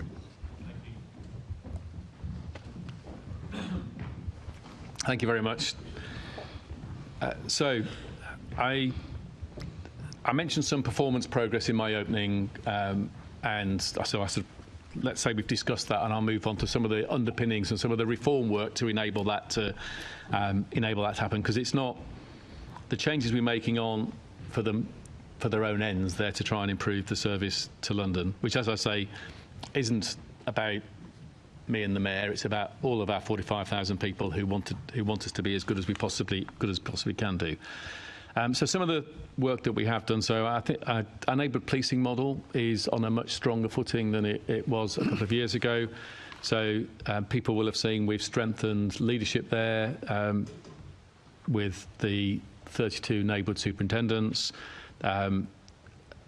We've changed the structures within it, so we've got a much clearer sense of place. There are now 108 inspectors, each owning an area which is a part of a borough, and they've got their teams of ward officers, PCSOs, schools and youth officers, etc., all working within that sense of place to make a difference.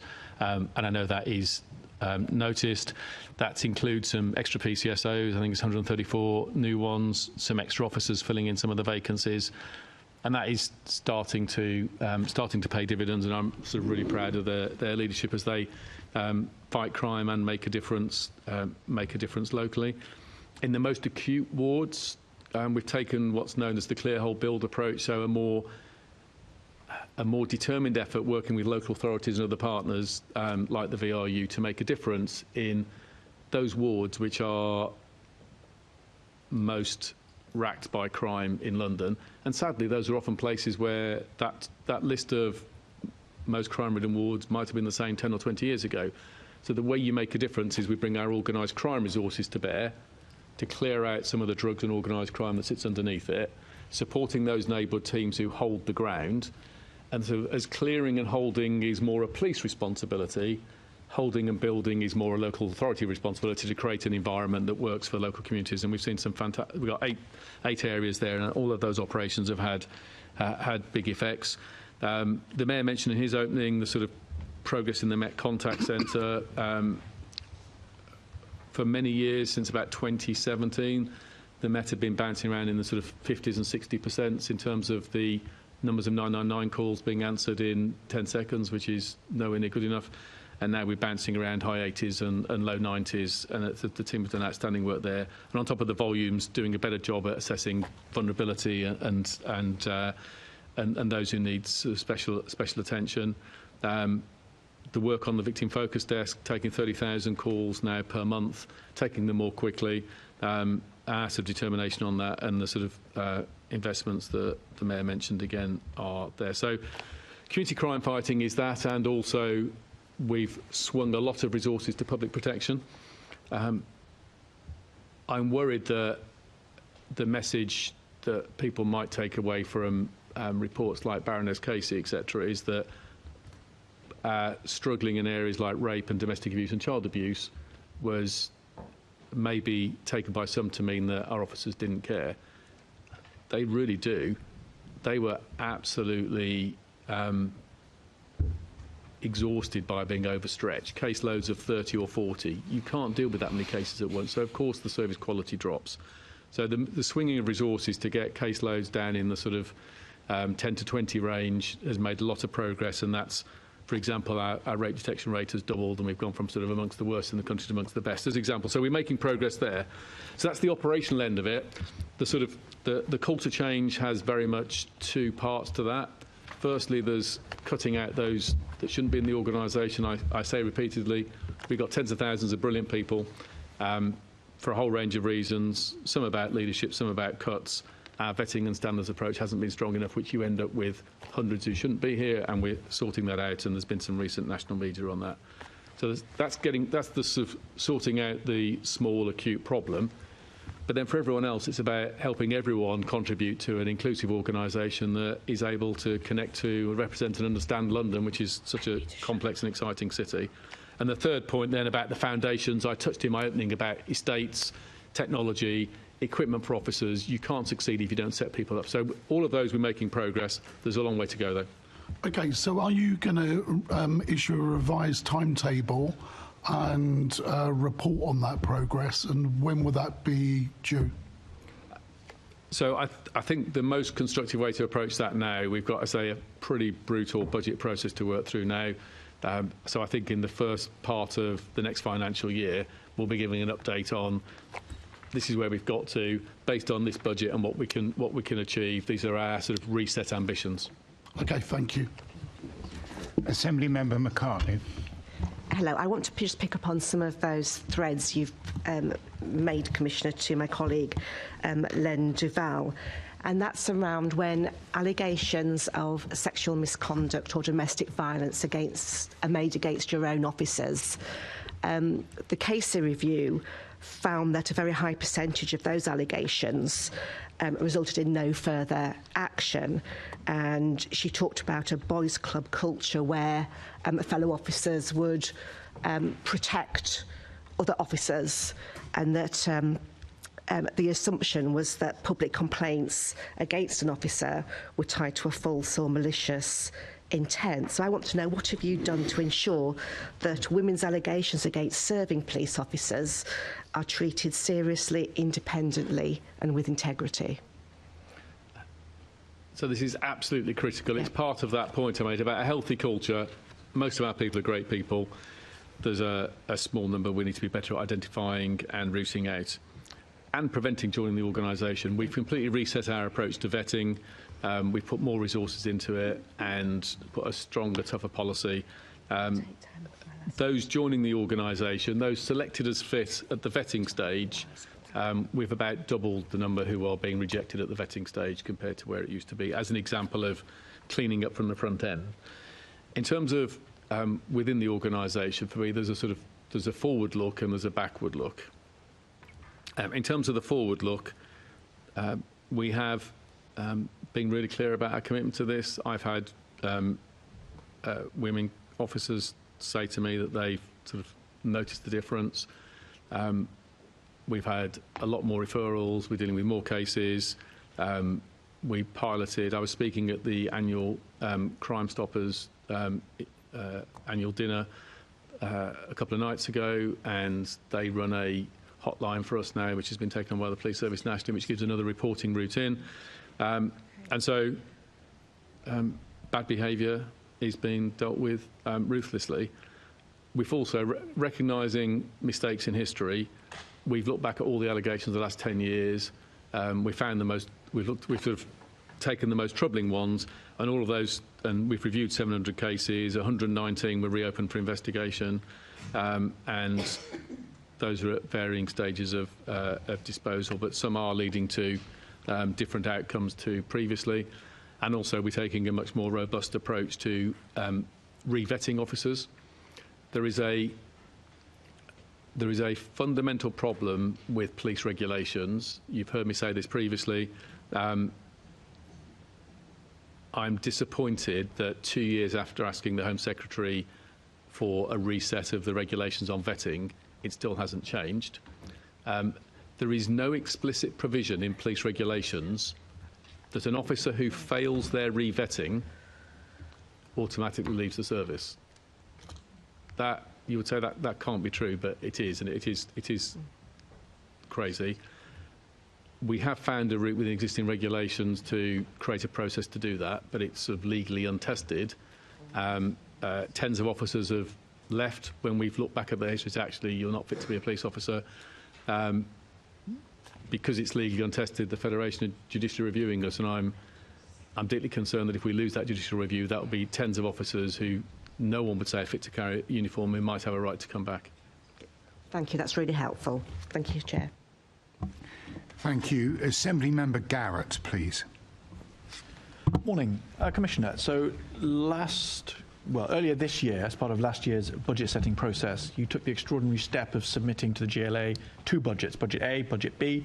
I don't believe anyone has ever done this before, any of the functional bodies. I was curious what your motive behind submitting two optional budgets to the GLA was. What was your motive for doing that, and whether we might see a repeat in this coming budget cycle?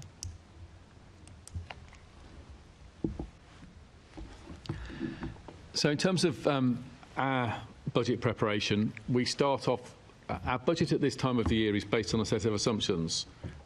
It's based on a set of assumptions in terms of what the Mayor may raise from precept. It's based on a set of assumptions based on what we think the Home Office are currently planning to award to us.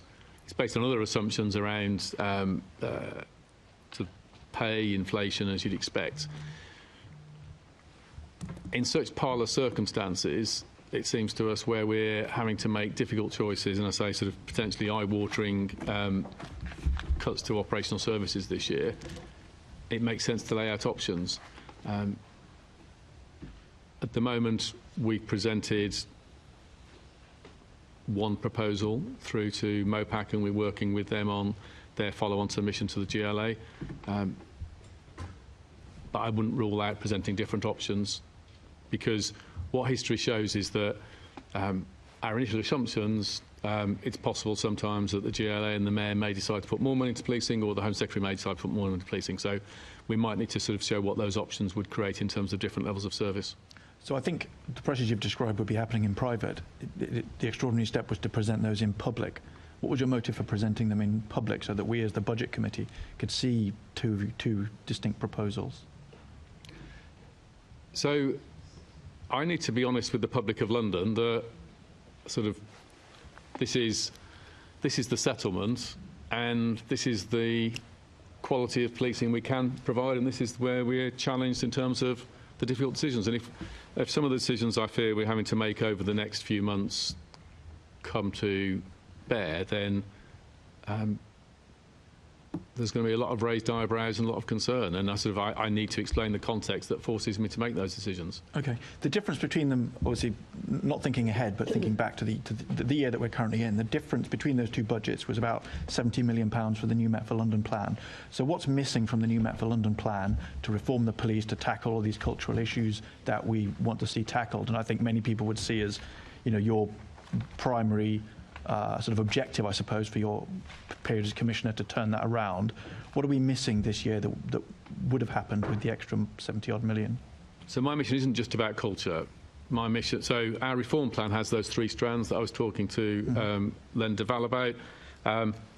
Improving operationally how we deliver for London on areas like VORG and neighbourhood policing. It's also about the foundations that set our officers up to succeed, as well as sort of culture and standards. So that is a part of it. So we've had to, we haven't been able to go forward on our estates work that we wanted to, for example, and we do want to put more into that next year because, frankly, we have little choice given the state of buildings. But I'd like to be more ambitious in that, in terms of putting more officers closer to communities, as we discussed earlier.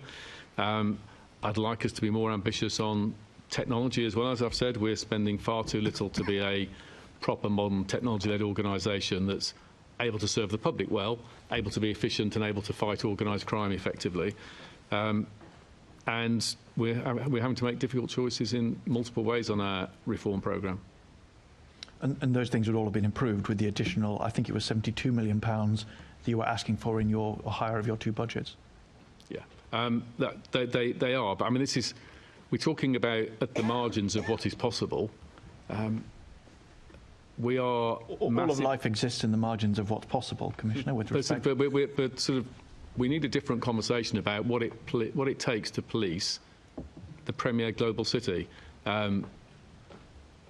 If you compare the policing budgets for London to New York or Sydney, they've got about 50% more per capita, 50, not 15. The work that we're doing, the spend per head in London, is nowhere near where it should be in terms of a credible modern policing, particularly given compared to many other countries. British policing is much more forward-leaning on issues like violence against women and girls, so the rates of reporting are much higher.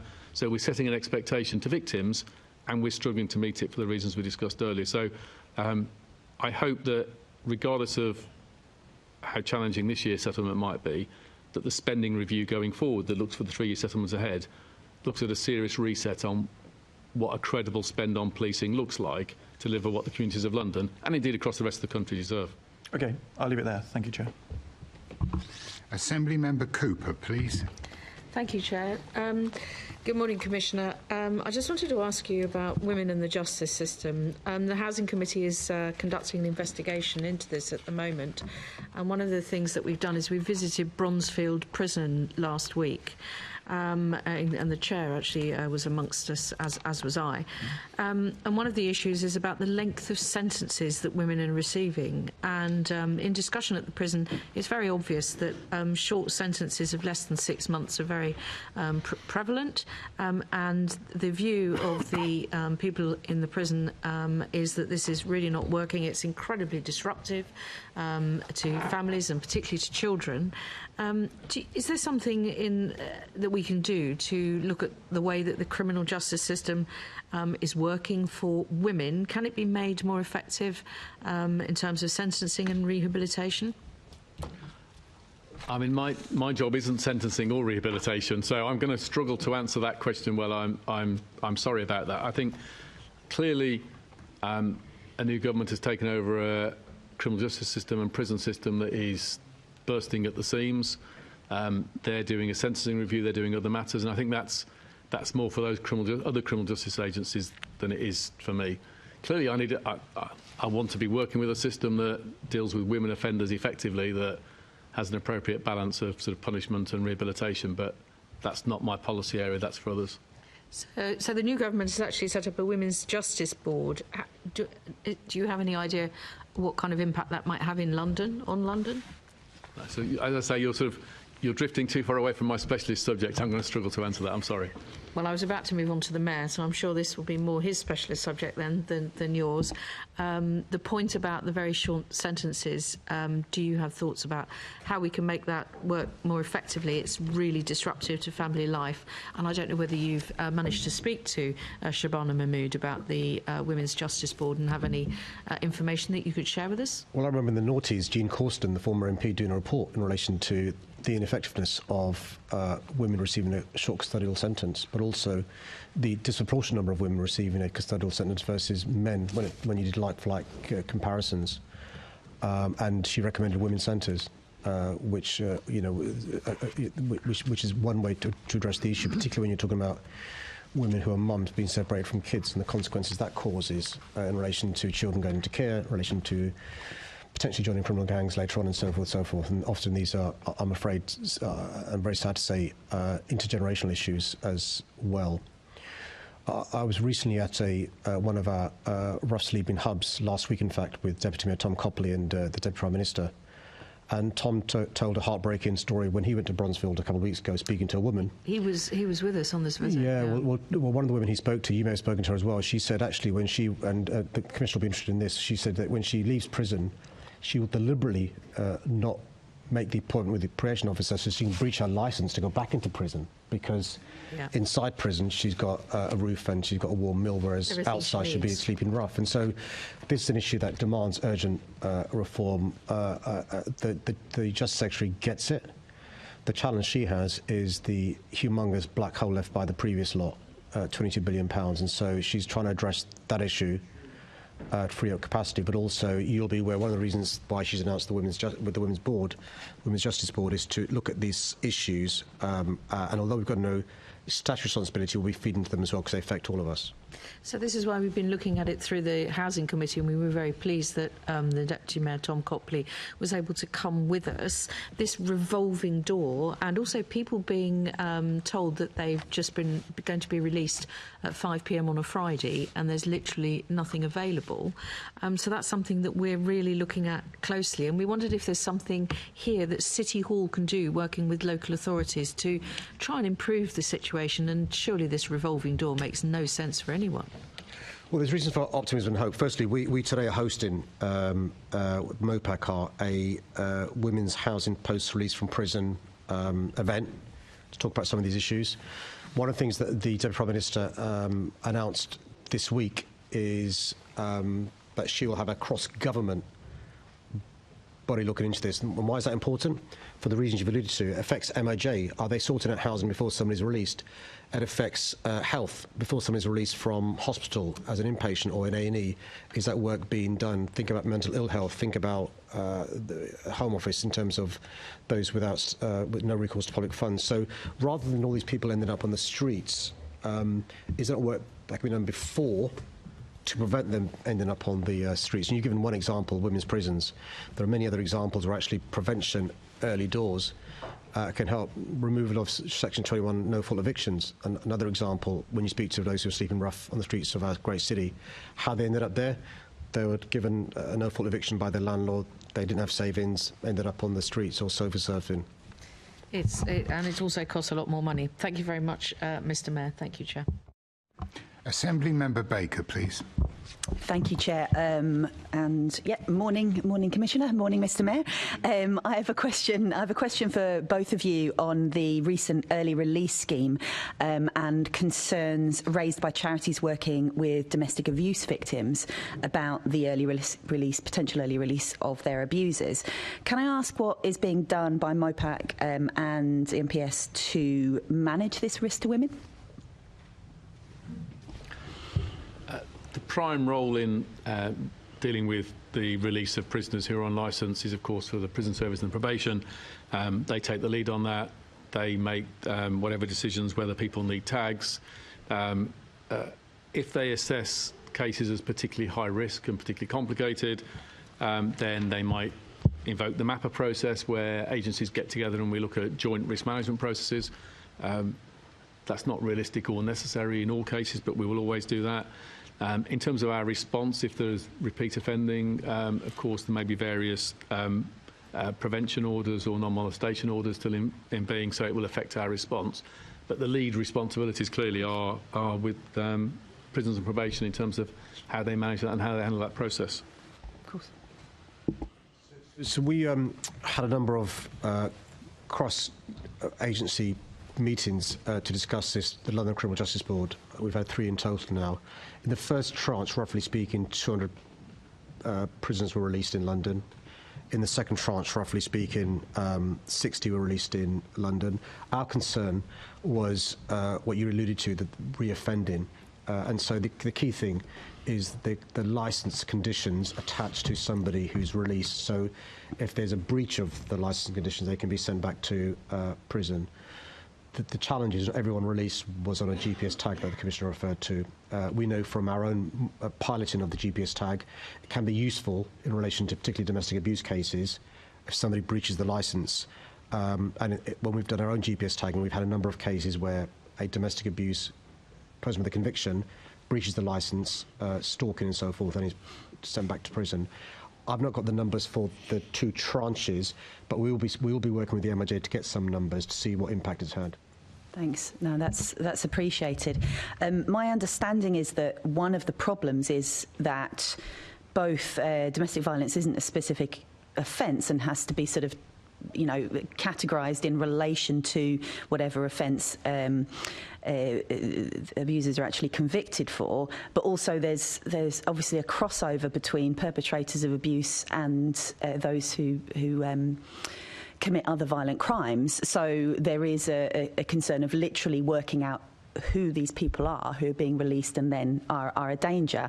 And so I've seen that some charities working with victims have suggested some changes to the early release scheme that more carefully flag those who are at risk then for domestic abuse reoffending, because of course it is,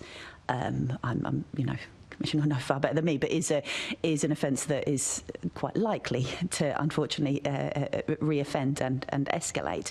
So I wonder if either of you have any thoughts about those views from those charities about whether we can more accurately identify and then be able to support the victims if they are feeling nervous that somebody who is at the moment they face no danger for because they're in prison, but obviously that is a natural concern. The Commissioner may know more. My understanding is that there's the 2 tranches of releases, one was 50%, the second was 40%, was because of the crisis in the prison service. And my understanding is that the the Justice Secretary said there should be no further need for further tranches of early releases above what already exists in the law. That being said, I know lessons were learned, inverted commas, from first tranche to make sure all victims were told about the release and so forth.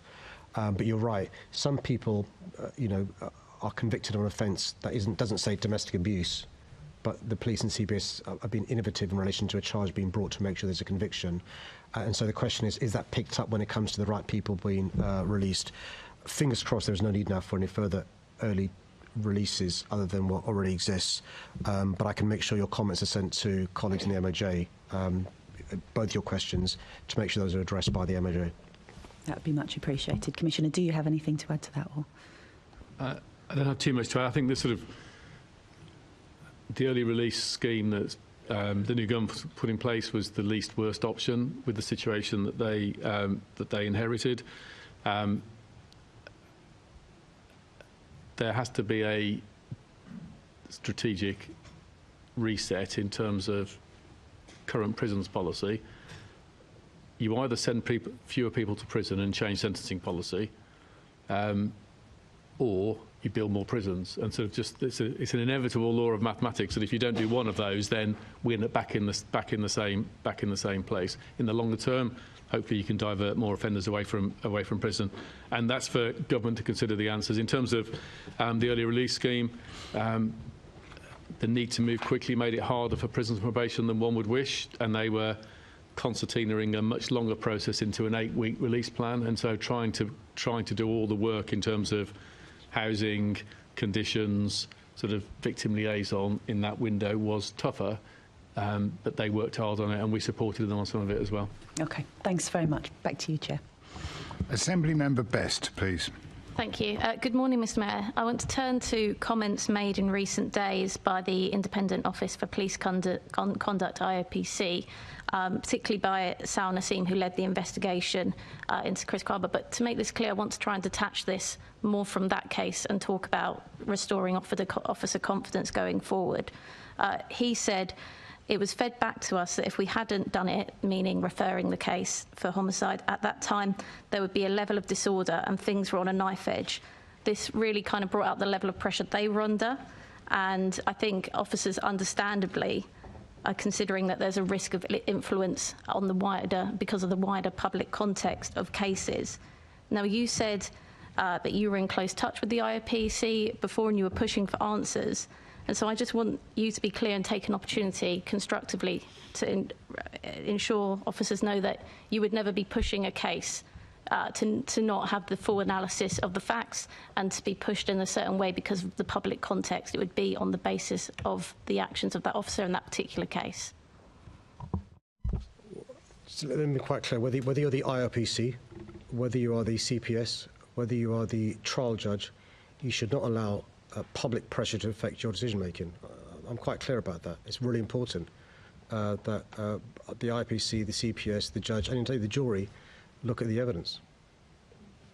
Thanks. And I do want to be constructive about this because those comments, and I think understandably, have concerned officers that they now believe that there's a certain level of public context and public pressure that may influence those cases. And I think they would fully appreciate having the support of the Mayor to know that when you, as you did in this case, say that you're pushing for answers and you're in close touch with the IOPC, you're only helping helpfully in terms of supporting the proper and constructive pursuit of that case. I fully support one of the things that the Home Secretary is looking into, which is linked to the point that the member asked, is the threshold for referring cases from the IPC to the CPS is being looked into, because that's an issue that has caused concern. The Commissioner can talk more about that than I can. But they will still, the Home Office will still keep a bereaved family's statutory right of appeal when the IPC decides not to seek a charge against an officer. I think I've got that right, Commissioner, and please correct me if I haven't. I support those reviews as well, and that's another example of things being asked for previously, and again, the previous government did nothing about it, but this Home Secretary is doing something about it. I want to move on particularly. Can I just come in on the back of that, would you mind? Quickly, if possible. Very quickly. So, Sal Naseem's comments caused me deep concern, as well as they do my officers. Any inference that IPC isn't operating without fear or favour is deeply concerning. I would point the member to the Fairfield review done of the IPC, an independent review which was published around a year ago, and is one of the factors behind the appointment of a new Director General. The Fairfield review is a pretty excoriating report on the IPC, and in terms of sort of multiple directions, including the quality of its investigation and some of its decision making. So the new Director General has that firmly in her sights in terms of we all need an independent investigative body that is without fear or favour and is equally prepared to upset rumour mongers in communities as it is to upset policing when it's necessary. And that's what we need, not something that risks being or appearing to be blown around in public debate. Thank you. And Commissioner, I think you have been very clear on that, so thank you. And I know that will be reassuring from officers from you, and that's why I wanted to extend that to the Mayor, because I know you have already reassured them. If I can really quickly move on to the nighttime task force that the Mayor's launching.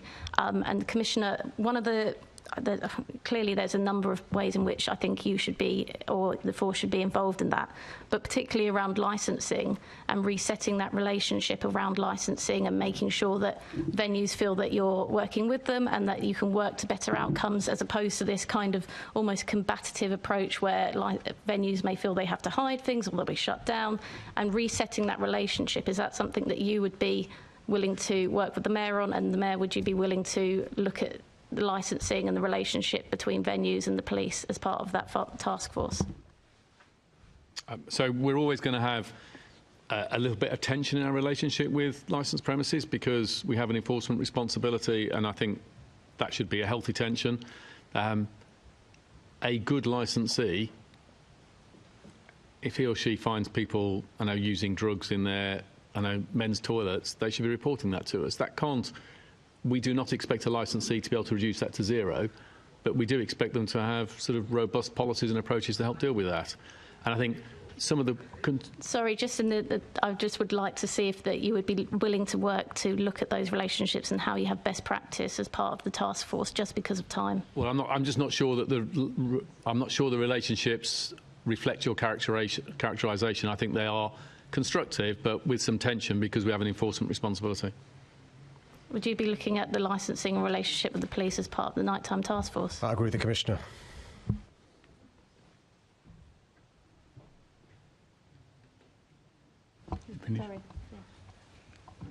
Finished. Assembly Member Ahmed, please. Thank you, Chair. Good morning, Mr. Mayor. Good morning, Commissioner. Good morning.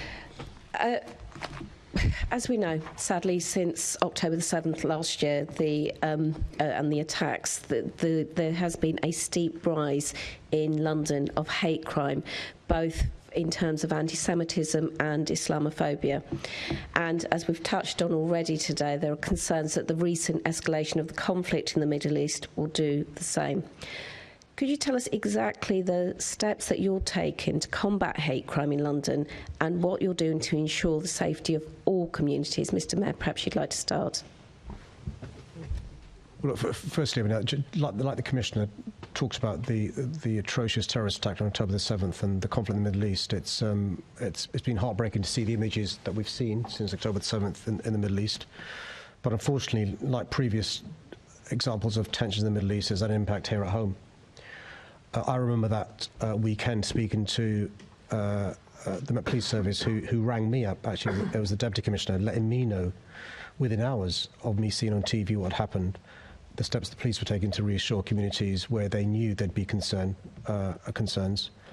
And since then, not just the police, but I think community leaders, politicians, and others have worked incredibly hard to not just make those communities be safe but feel safe. Unfortunately, it is a fact that more than a year on, many members of those communities don't feel safe.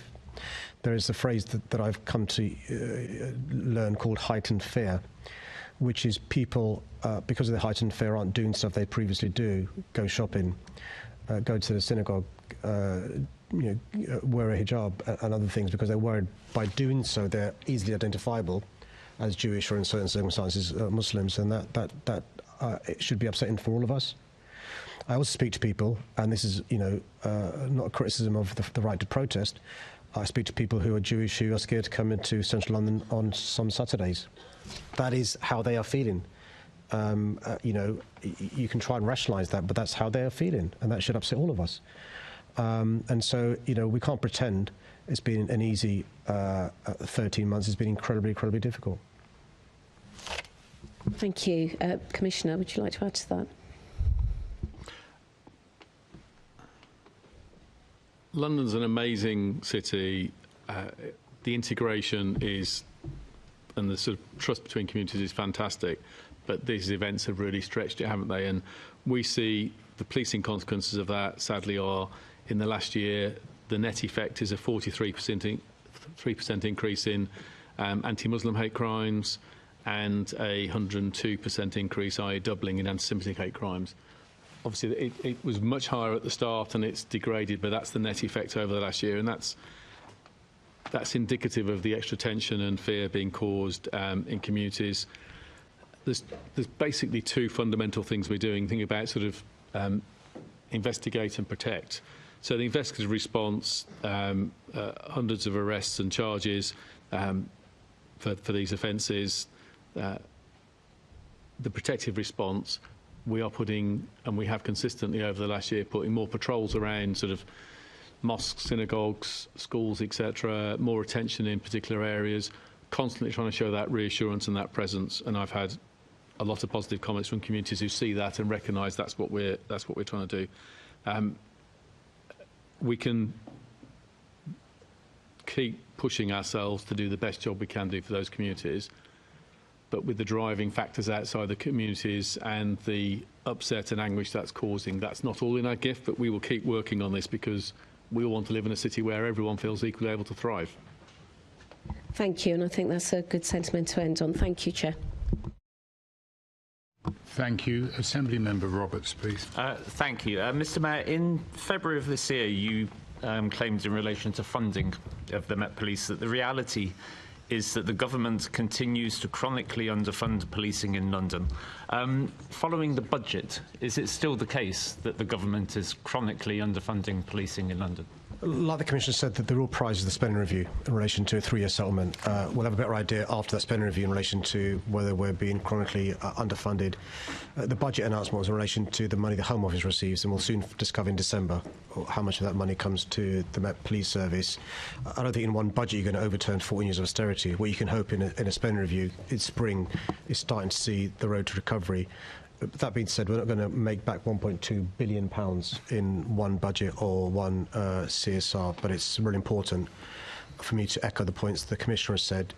A global city like London deserves at least the amount of support cities like Sydney and New York receive. Okay, thank you. We saw that there was a somewhat fluid approach to how much you asked the government for TfL funding recently.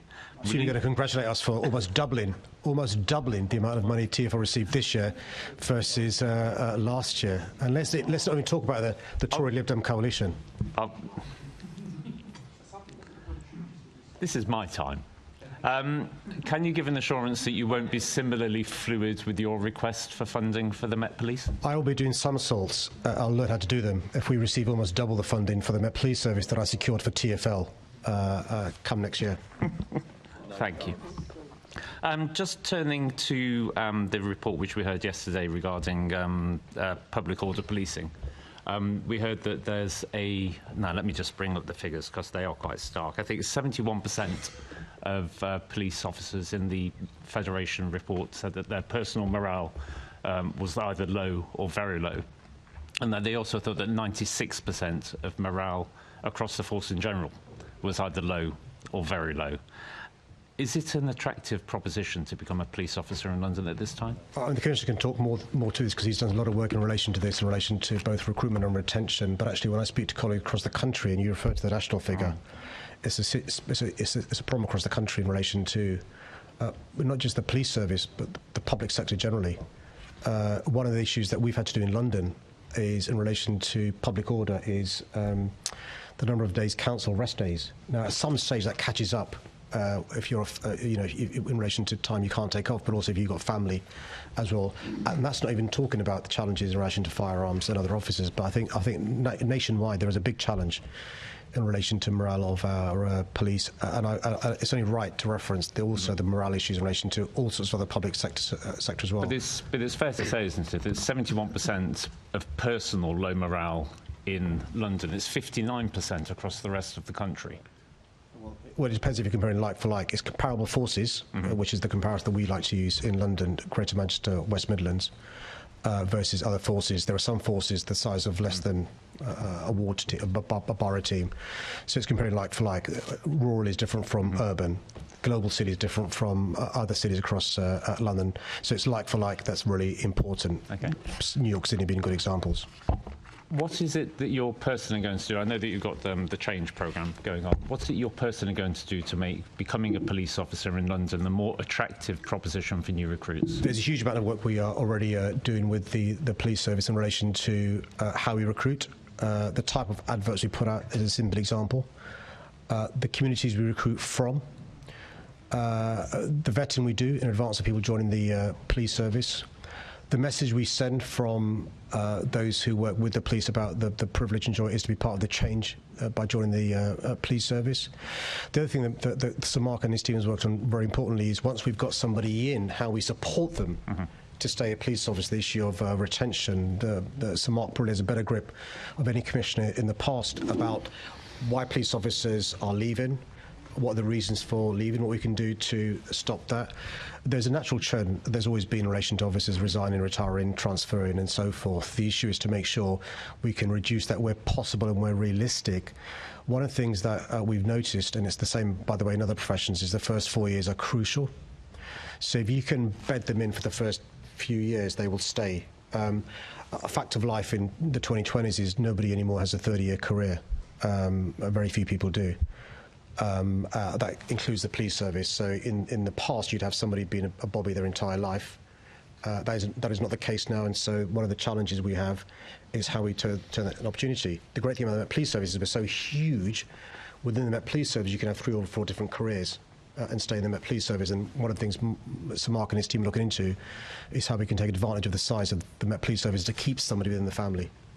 Excellent. Thank you very much. Can I do a couple of points, or do we not have time, Chair?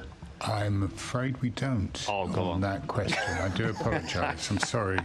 Assembly Member Turrell, please. Thank you, Chair, and good afternoon, Mayor, and good afternoon, Commissioner. Mr Mayor, to you. The Commissioner said back in October that the more we crush officers, the less they fight crime. As the Police and Crime Commissioner for London, would you like to take this opportunity to apologise to Sergeant Blake, a brave and dedicated officer who must be feeling badly let down and thrown to the wolves by all political leaders? I want to thank Annex 121 for being part of that firearms team. It's a really difficult job that our firearms officers do. I spend time with them over the last 8 years. We've got a number of armed response vehicles who are patrolling our city as we speak. They're used far too often in relation to responding to events that they turn up to without knowing what they are. The good news is it's very infrequent that a firearms officer will have to take out their a weapon, even a taser. Very infrequent. When they do, they're often making split-second decisions, operating under extraordinary pressure in a unique set of circumstances. One way we can show our support for them is to support this government's review on accountability, which is really important. It's taken too long. There's a reason why the former Commissioner, Bernard Hogan-Howe, the first visit he took me on, was to meet firearms officers, was to ensure that I understood some of the pressures that they face. I'm pleased that 5, 6 Home Secretaries on, finally we've got somebody taking their grip with this issue to make sure we've got a system that has the confidence not just of the community, but also the police service as well. So on that review itself, Mr Mayor, firstly I'm disappointed you didn't take the opportunity to apologise, but on the review itself, in the 8 years you've been the Mayor of London, have you ever asked any of the previous Home Secretaries for this review? Absolutely. There have been a number of occasions where the Commissioner and I, previous Commissioners and I, have raised this issue with Home Secretaries. I think, naming them, Swallow Braverman talked about reform, so did nothing about clock, it. If I could just come in James and could you please write to me with the information of when you did that, please? Thank you. Can I just add? Was that? I didn't get the reply to that. Sorry, I just asked the Mayor, rather than listing it, I asked the Mayor if he could write to me with the information, please. Can I just add, we have the most careful firearms officers in the world. They're dealing with over 4,000 deployments a year. They're arresting 1,600 dangerous people. They're seizing 900 weapons from those operations, of which around half are firearms, and they're firing shots once or twice. The next time there is a shot, I would hope that reflections on this case for everyone means, beyond the sort of nutty debate that we'll all see on social media that we can ignore, we'll all sort of pause for reflection and let the proper accountability processes run. That's what we need in every one of these cases. Thank you. City Hall Conservatives are now out of time. So the next member to speak is Assembly Member Mahfouz. Good morning. So, Commissioner, Britain's lost over £2 billion of fraud last year. What would you say were the top 2 actions that the Met is doing to hold fraudsters to account? The United Nations estimates that between 2 and 5% of global GDP is illicit finance. The global regime doesn't work. Despite the hundreds of billions spent by the financial sector and government sectors across the world, less than 1% of illicit assets are recovered. In this country, policing is only able to allocate 1% of its budget to fraud work, and yet it's around half of crime. The national leads for this operationally are the National Crime Agency and City of London Police working together, but we do a lot of massive operations with them. Putting aside the work that government does on a preventative side and works with the financial sector on regulation, how do we apply limited resources to this enormous problem? We're changing our approach. We're going after the major organisers. Reacting to individual reports coming through Action Fraud is a weak approach, because you tend to, through the paper trail, get to maybe someone who took £5,000 or £10,000 through their account on behalf of the offender, and you never actually get to the core offender. I'll give 2 examples of operations we've run. Operations Elaborate and Stargrew that we've run over the last year, and we've led on those. We've supported National Crime Agency on some other operations where we're going after the centre of the web. So Operation Elaborate, which is now pretty much concluded, was a network of fraudsters enabled by online software that basically would enable me to phone on my phone to phone you, but it looked like it's your HSBC bank phoning you, panic you into giving me your security details so that I can rip off your accounts. They were making millions of pounds through charging for this service, the people who organised this website. The person running it, when we closed it down, has now got 13 years and 4 months imprisonment for driving that, and it led to the arrest of hundreds of the offenders who were using that service.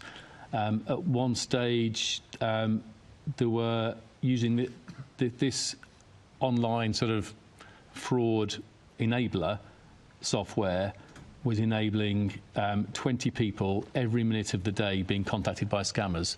So going after the heart of the web is how we're going to help reduce the crime. And so we've got 2 operators who have done that and others are doing it.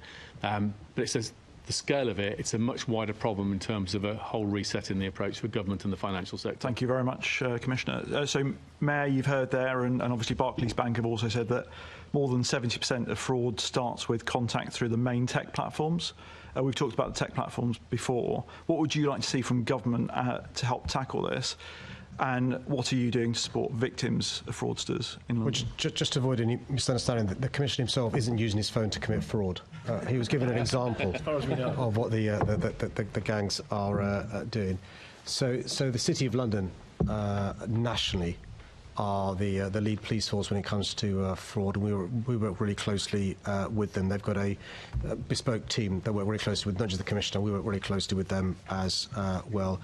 So we're doing a huge amount in relation to this area, from ourselves funding a cyber helpline to also making sure that the London Victims and Witnesses Services has particular care and attention in relation to the issue of fraud.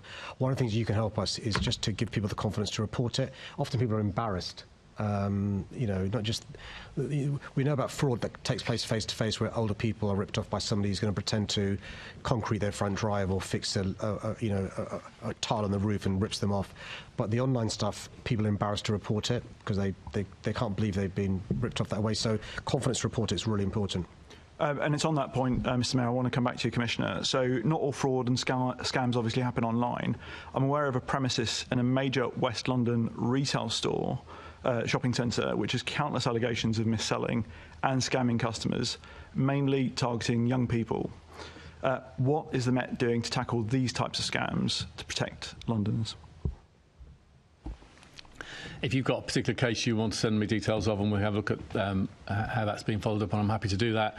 In terms of the general principle, of course, it's not just online fraud, but online fraud is by far the biggest part of it.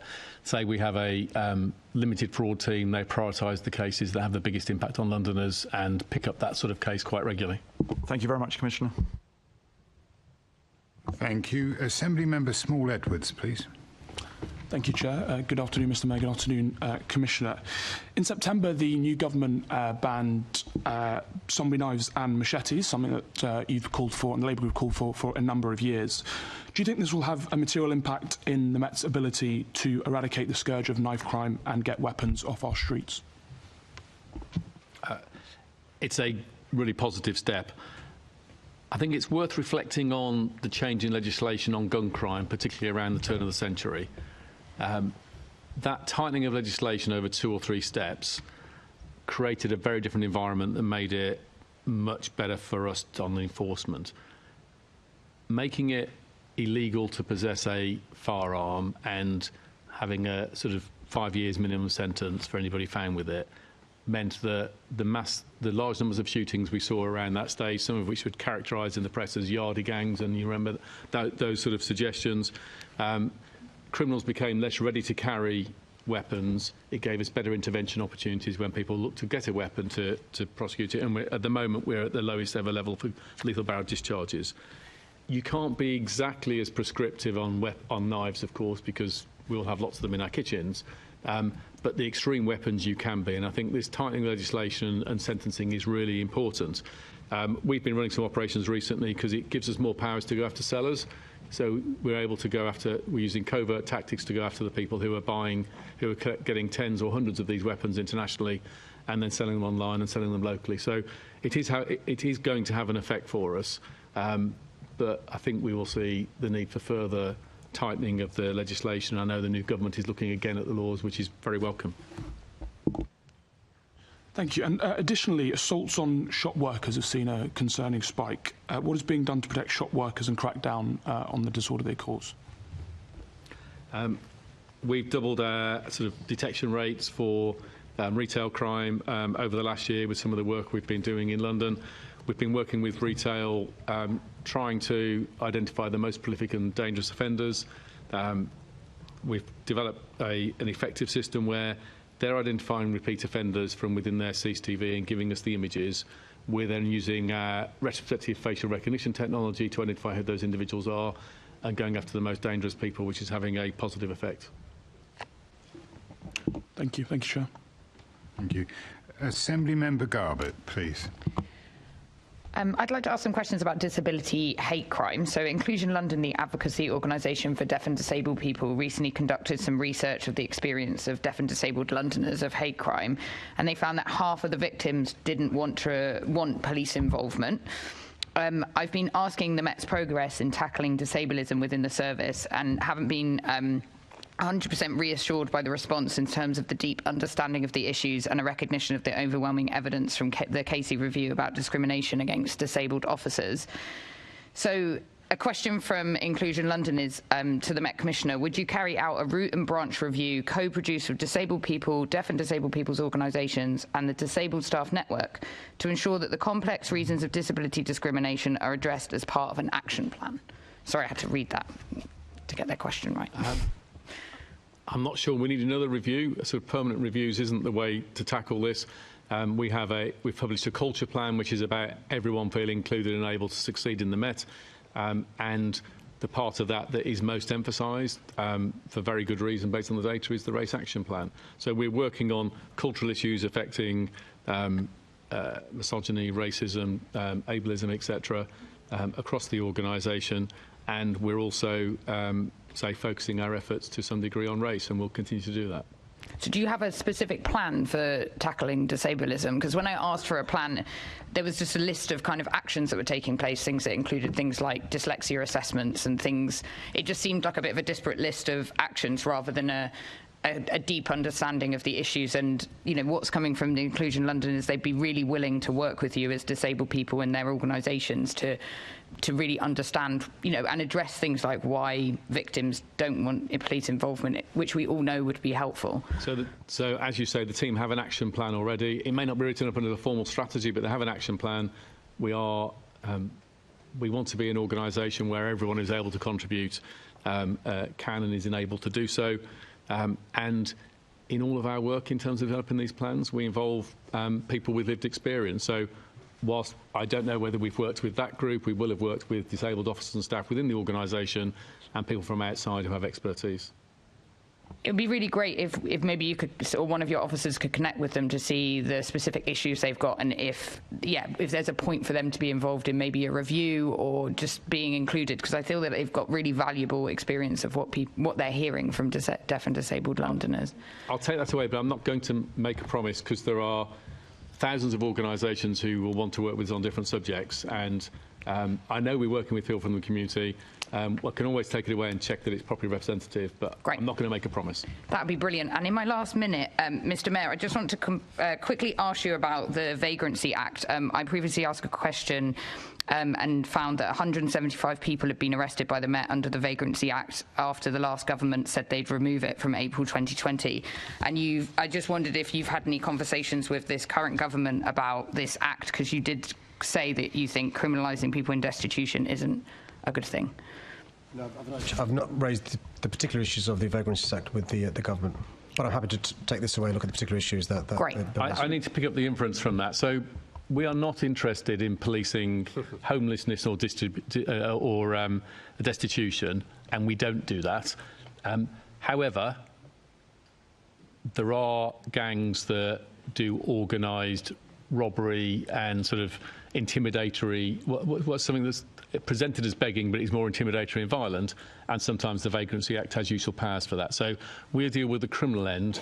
We expect other agencies to deal with the destitution and poverty side of it. Thank you. The Green Group's now out of time. Assembly Member Hirani, please. Thank you, Chair. And my question is to the Commissioner. One of the first issue that I raised with you when you came into office in this chamber was on the issue of abstractions and the impact on neighbourhood policing. And in the last year, we all know about the public order issues and the impact that's having on the Met's finances and also on abstractions as well. Can you tell us your latest thoughts on abstractions and how public order in central London and policing the process is having an impact on neighbourhood policing? Abstractions are far higher than any of us would want, but I have to make use of the sort of resources available to me. I wish we could have a situation where our neighbourhood officers had a sort of abstraction target that we could stick to that was very low. At the moment, we're not in a situation to do that. I mean, so for example, our specialist public order teams at the centre, the TSG, are much smaller than they used to be as a consequence of the budgetary changes over the last decade or so. We're doing everything we can to balance and share that responsibility across the Met. If I give you one example, Notting Hill involves those, particularly the 2 core days. Notting Hill involves 14,000 officer shifts. Historically, we had 13,000 coming from local policing and 1,000 coming from elsewhere. We've reset how we do big events like that and New Year's Eve, and now this year it was 7,000 from local policing and 7,000 from the centre. So we're doing what we can do to balance those abstractions. But when you're spending 70,000 shifts in a year on protests, there's no way we're going to be able to do it without that. And of course, this links back to the funding question I raised earlier. The Home Office had an independent review at our sort of provocation of the Capital Cities grant in 2017, and that reported that then I think it was around 170 million short. if you bring that pro rata for today, based on today's challenges, it's more like 240 million. Those capital city challenges are those protests because people want to protest in the capital.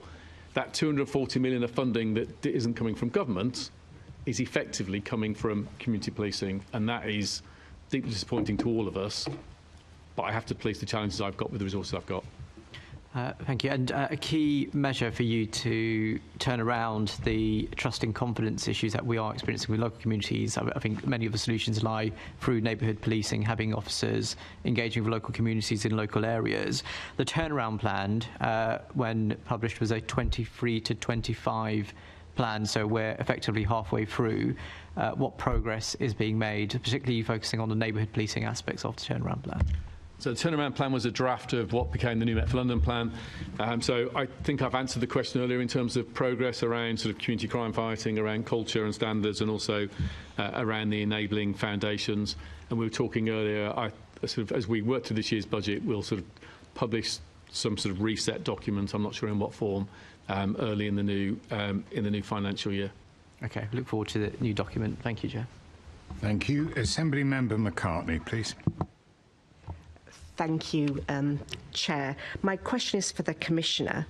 Recently in my constituency of Enfield, we saw 3 individuals sentenced to a total of 26 years for human trafficking, forced labour and money laundering. These 3 individuals had made £400,000 a year of human suffering. 12 vulnerable Czech nationals were promised jobs and were forced to work for pittance in the fast food industry here in London. What more can the Metropolitan Police Service do to tackle cases like this?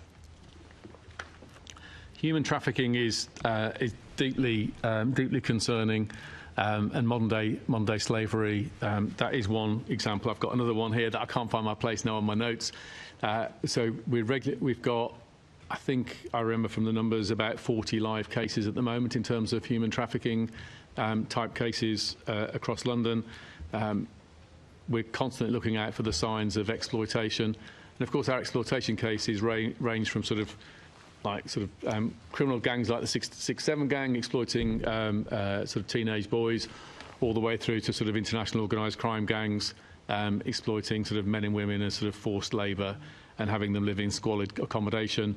The case I was reading about earlier also involved then sort of using them as a leverage for fraudulent applications for benefits and housing type claims and sort of ripping the money off them. So they are pretty ghastly cases, but we're sort of deeply committed to tackling them. And I think one of the ways that policing has massively improved in the last 10 or 15 years is finding the right balance between enforcement, sort of who are the offenders and who are the victims. And I think it's sort of, if you went back 20 years, too often they're all scooped up as one criminal problem, rather than recognising here are organised crime characters who need to go to prison, but here are people who are more exploited than offending and need sort of rescuing and supporting in different ways. And say we do the enforcement work, but we work with the charities and other public sector organisations that help with the rescue, resettlement and handling of those that are victims of these gangs.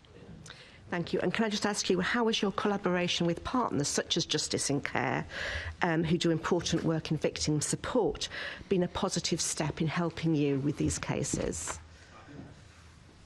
That's exactly the point I'm making. That sort of, I don't know that individual group myself, but the sort of working with public sector and third sector organisations is critical. So we can focus on what we're good at and dealing with the organised crime at the centre of it, but also providing that bridge for the victims into those bodies that are able to sort of support them and deal with sort of financial, psychological and other welfare-related issues, given their experience of these ghastly situations. And of course, sadly, some of them have been trafficked into the country and have sort of difficult migration status.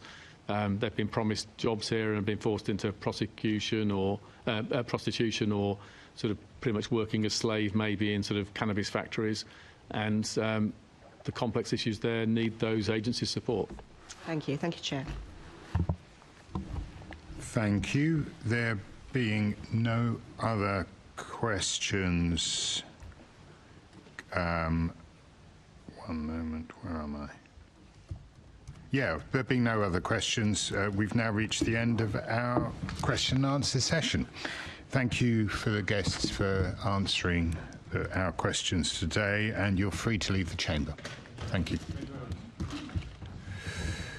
Can I ask the Assembly to agree the motions set out on the agenda in my name, namely that the Assembly notes the answers to the questions asked?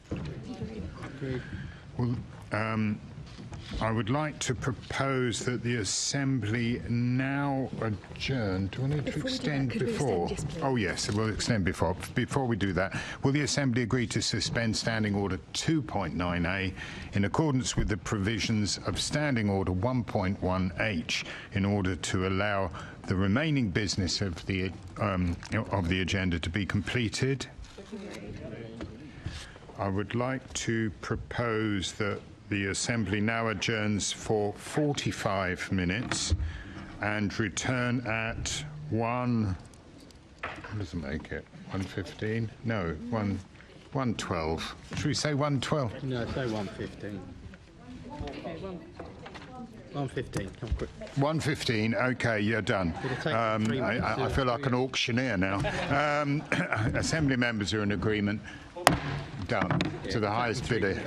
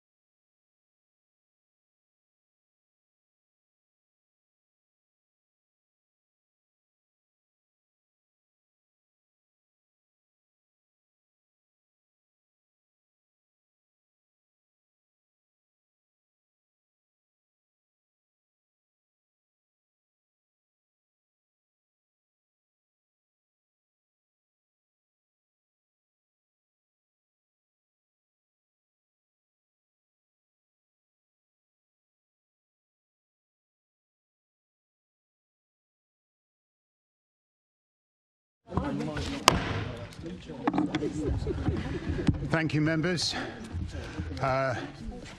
During the break, I was delighted to go outside and be serenaded by Len Maloney, who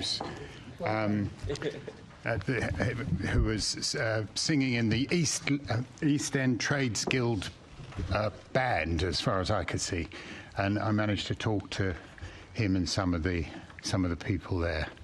They're very, very. I'm surprisingly tuneful. If ever he stops being a mechanic, he really should start recording some music. He's very, very good. Anyway, let's get back to the agenda. Can I ask? We're now on the petitions. Can I ask Assembly Member Turrell to present the petition listed on the agenda in his name? Thank you, Chair. I'm presenting this petition on behalf of campaigners in Bexley, who ask the Mayor of London and Transport for London to provide a Superloop bus stop in Bexley Village. The SL3 express bus service between Thamesmead and Bromley currently stops at Chislehurst, Queen Mary's Hospital, Sidcup, Bexley Heath and the Elizabeth line at Abbey Wood. Despite passing through Bexley Village, it does not stop. Transport for London's preferred route is along Penghill Road, adding traffic to the already congested road and delaying the bus service. However, due to an issue at Arborthorpe Lane junction near the Anchor, it currently travels southbound through Bexley Village. We believe the route should change permanently to travel via Bexley Village with a stop at the War Memorial, bringing the Superloop to the village and avoiding congestion at Penghill Road without delaying the service. Changing the route would make it easier for people living in Bexley Village to access Queen Mary's Hospital, the Elizabeth line and nearby town centres by bus. It could also bring more visitors to the area and support our fantastic independent shops, cafes and pubs. Thank you. Can I ask Assembly Member Turrell to present the second petition listed on the agenda in his name? Thank you, Chair. Not sure why I bother sitting down. We, the undersigned, call on the Mayor of London and the Mayor's Office for Policing and Crime, MOPAC, to 1. Abandon its plans to exit the lease for Cold Harbour Police Base in William Barefoot Drive, and 2. Commit to continuing to keep the Cold Harbour Police Base open so that police teams can use it locally. Any move of the police base to Kidbrooke Village on the other side of Gridlock South Circular would leave residents across Nottingham, Cold Harbour and New Eltham and other communities south of the Borough of Greenwich less safe.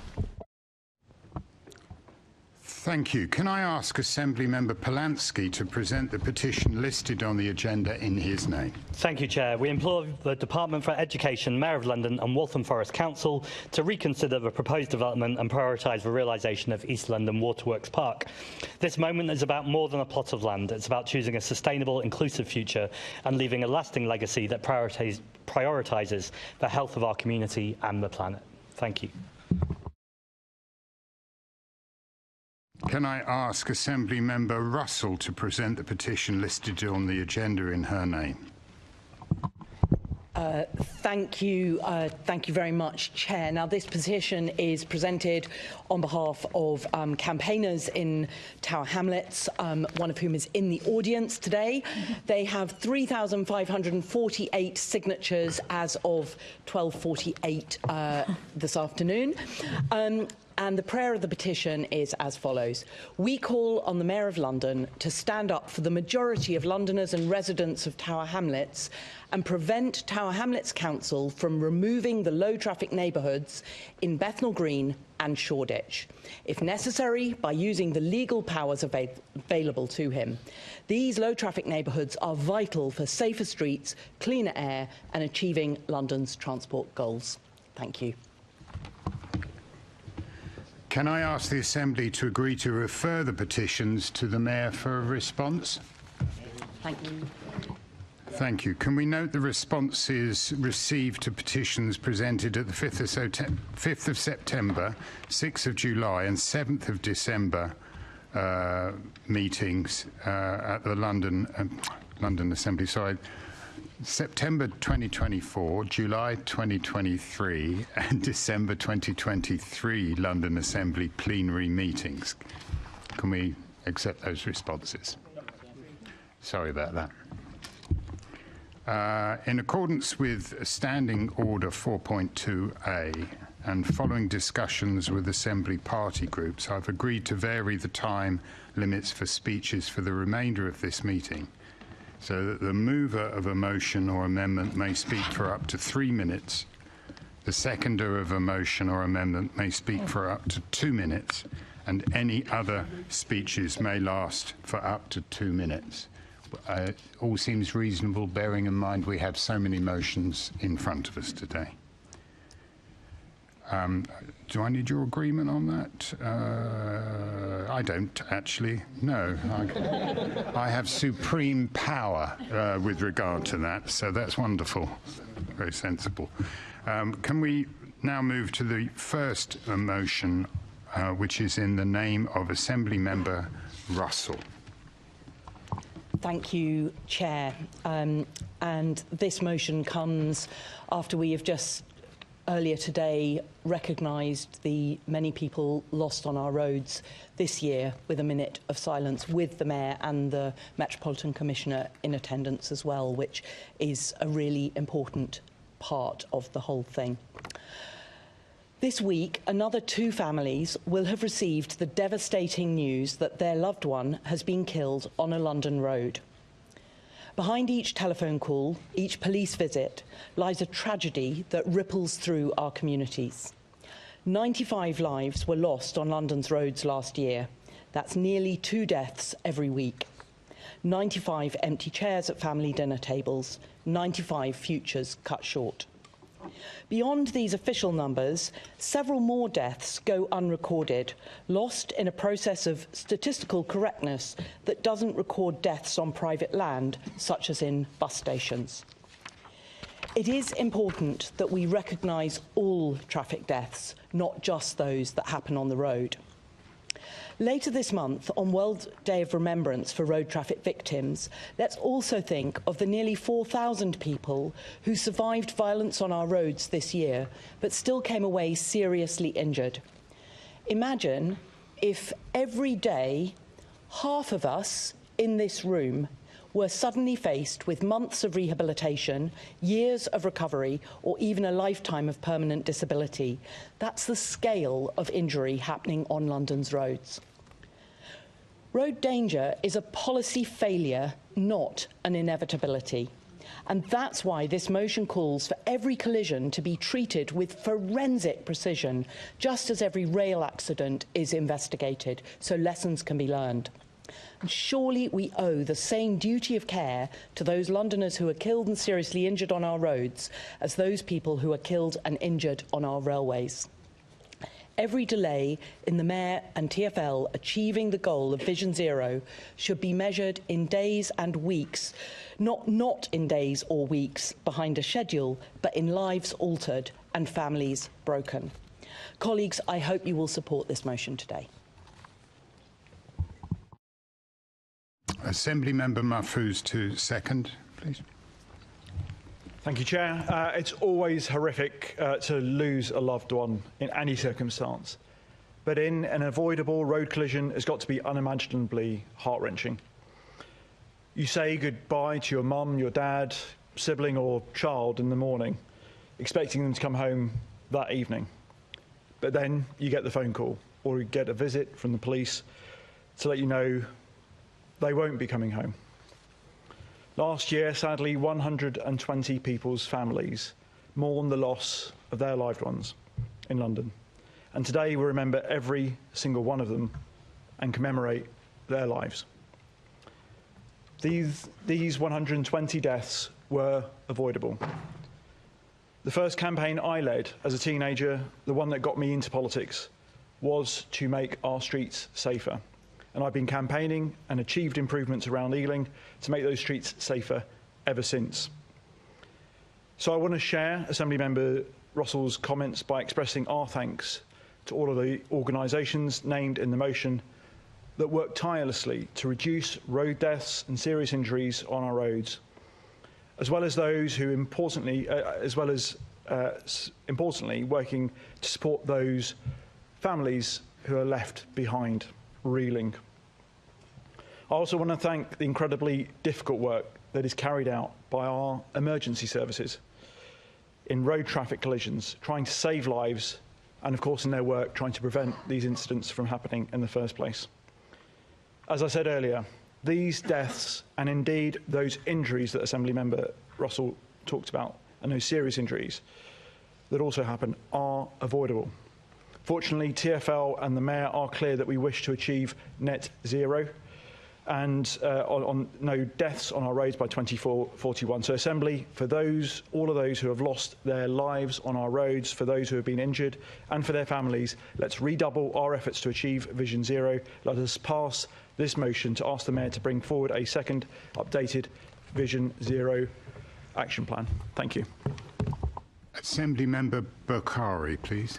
Thank you, Chair. We will be supporting this motion.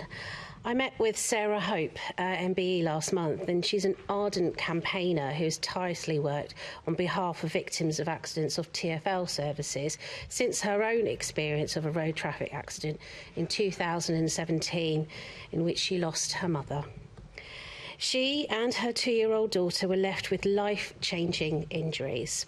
She set up the Sarah Hope line, which is mentioned in the motion, to help those who were impacted by similar life-changing accidents like hers.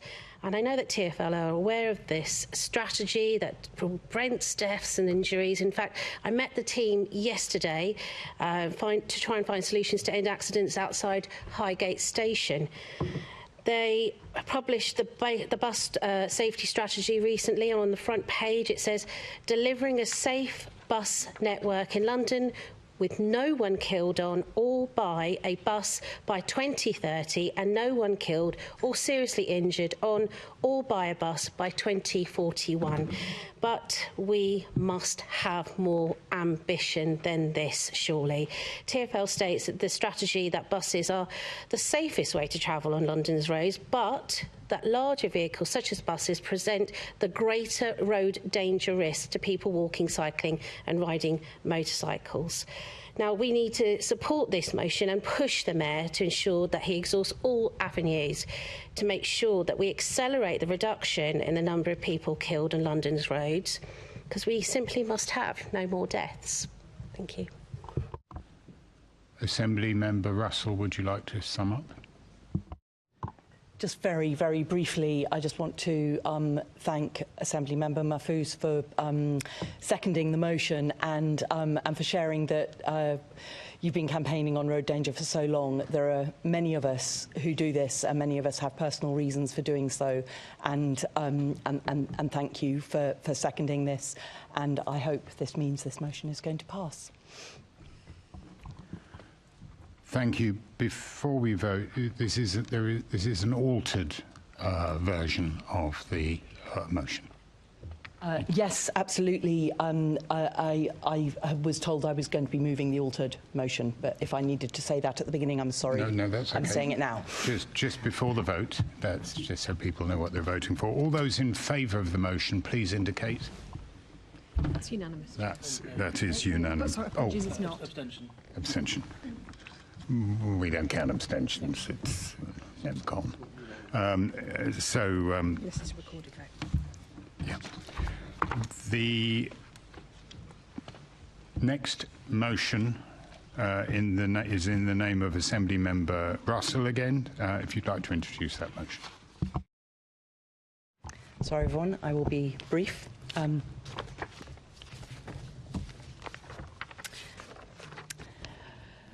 So, thank you, Chair. We pride ourselves on creating a city that works for everyone, yet the stark reality is that only 1 in 5 Londoners over 60 reports feeling valued. This is not just disappointing, it's a very clear call to action. With over 2.5 million Londoners over 50 and 1 million over 65, we cannot treat age-friendly policies as just optional extras. Many of these older Londoners are lonely, disabled and living in poverty, making it even more crucial that we get this right. I welcome the Mayor's Age-Friendly London Action Plan published last year, and it's great that 9 boroughs have joined the UK network of age-friendly cities and communities. But we must now move from good intentions to more measurable actions.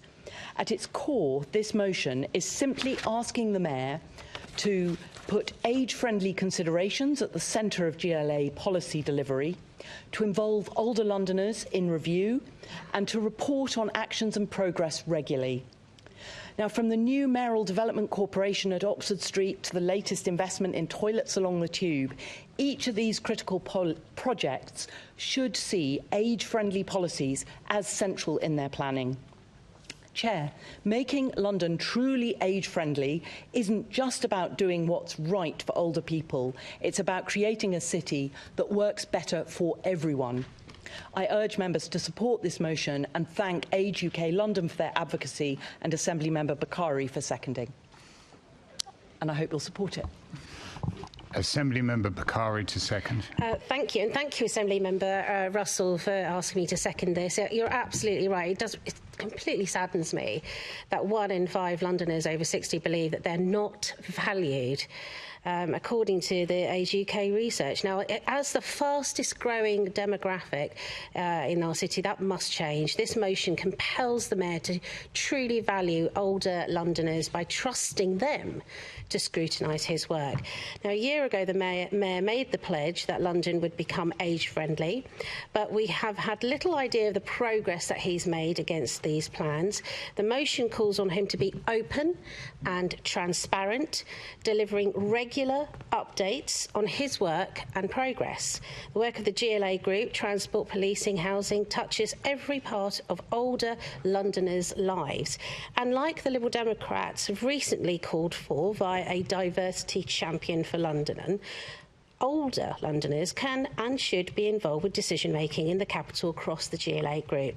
And I'm delighted to second this motion and look forward to hearing more about the progress that is being made on behalf of Age UK's research and making sure that we are truly an age-friendly city. Assembly Member Bailey, please. Lord Bailey. Thank you, Chair. I'll be supporting this motion, and I believe my whole group will be, because any healthy community is made up of a network of people, of age groups, of abilities, etc. If a huge proportion of the power in your community doesn't feel respected, loved, valued, you will never have a happy community. Those of you who don't know, many moons ago I used to run a 50-plus day centre, which now I'm old enough to attend. And what was really instructive to me is that I come from a youth work background. It's very trendy to support young people. It was less trendy to support older people. And the treatment of the older people, if you ported that onto young people, many more people would have gone to jail.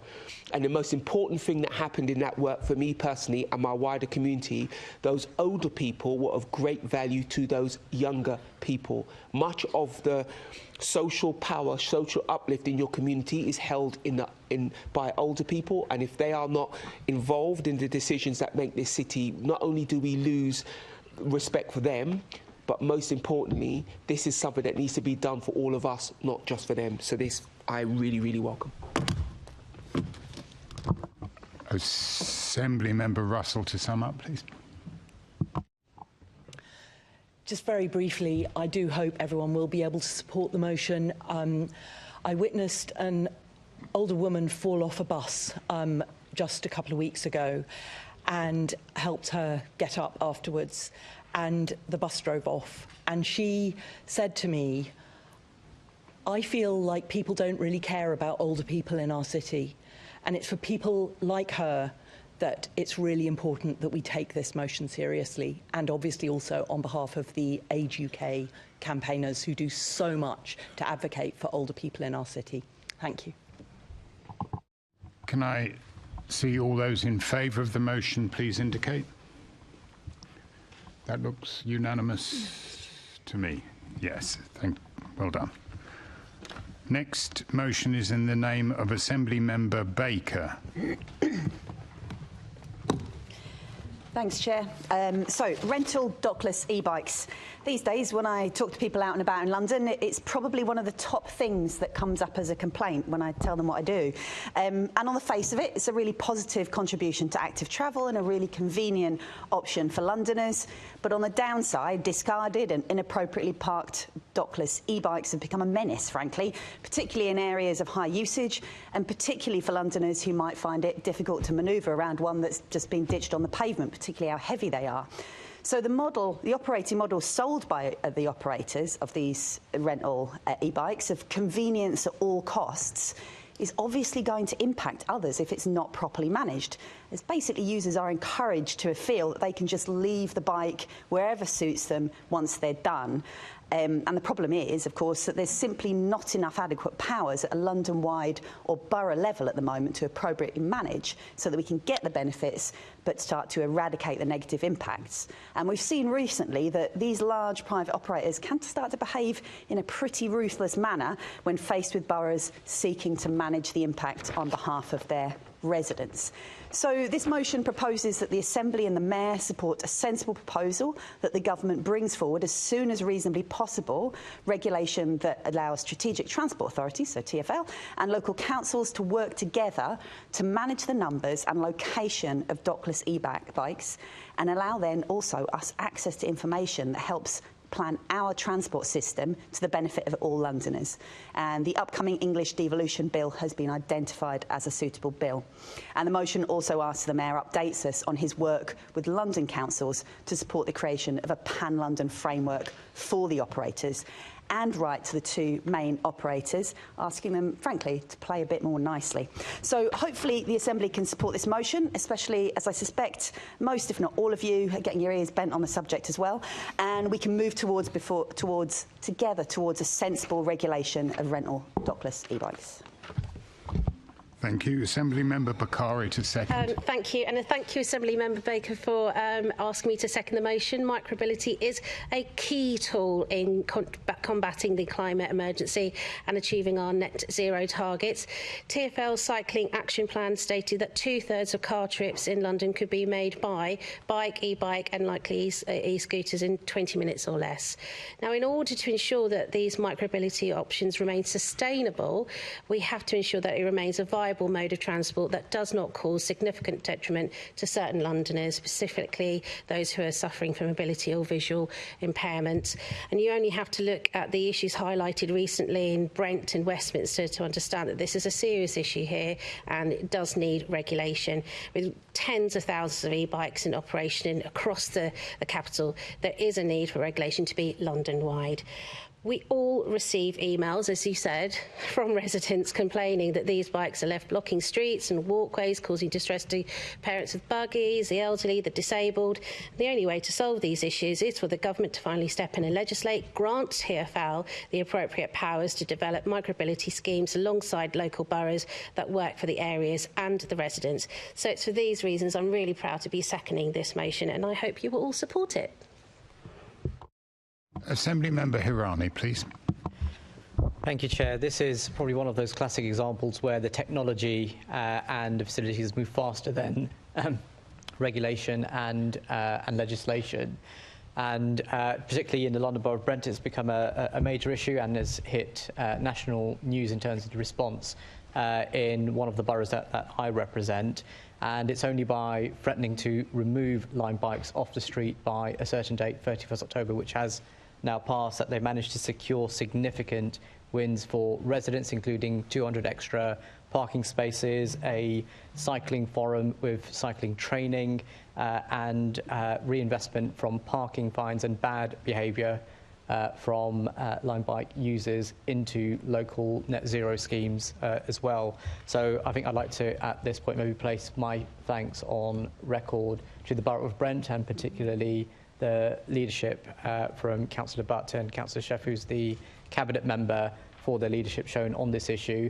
But it shouldn't be boroughs on their own negotiating this with these providers directly. It does need a London-wide and wider approach.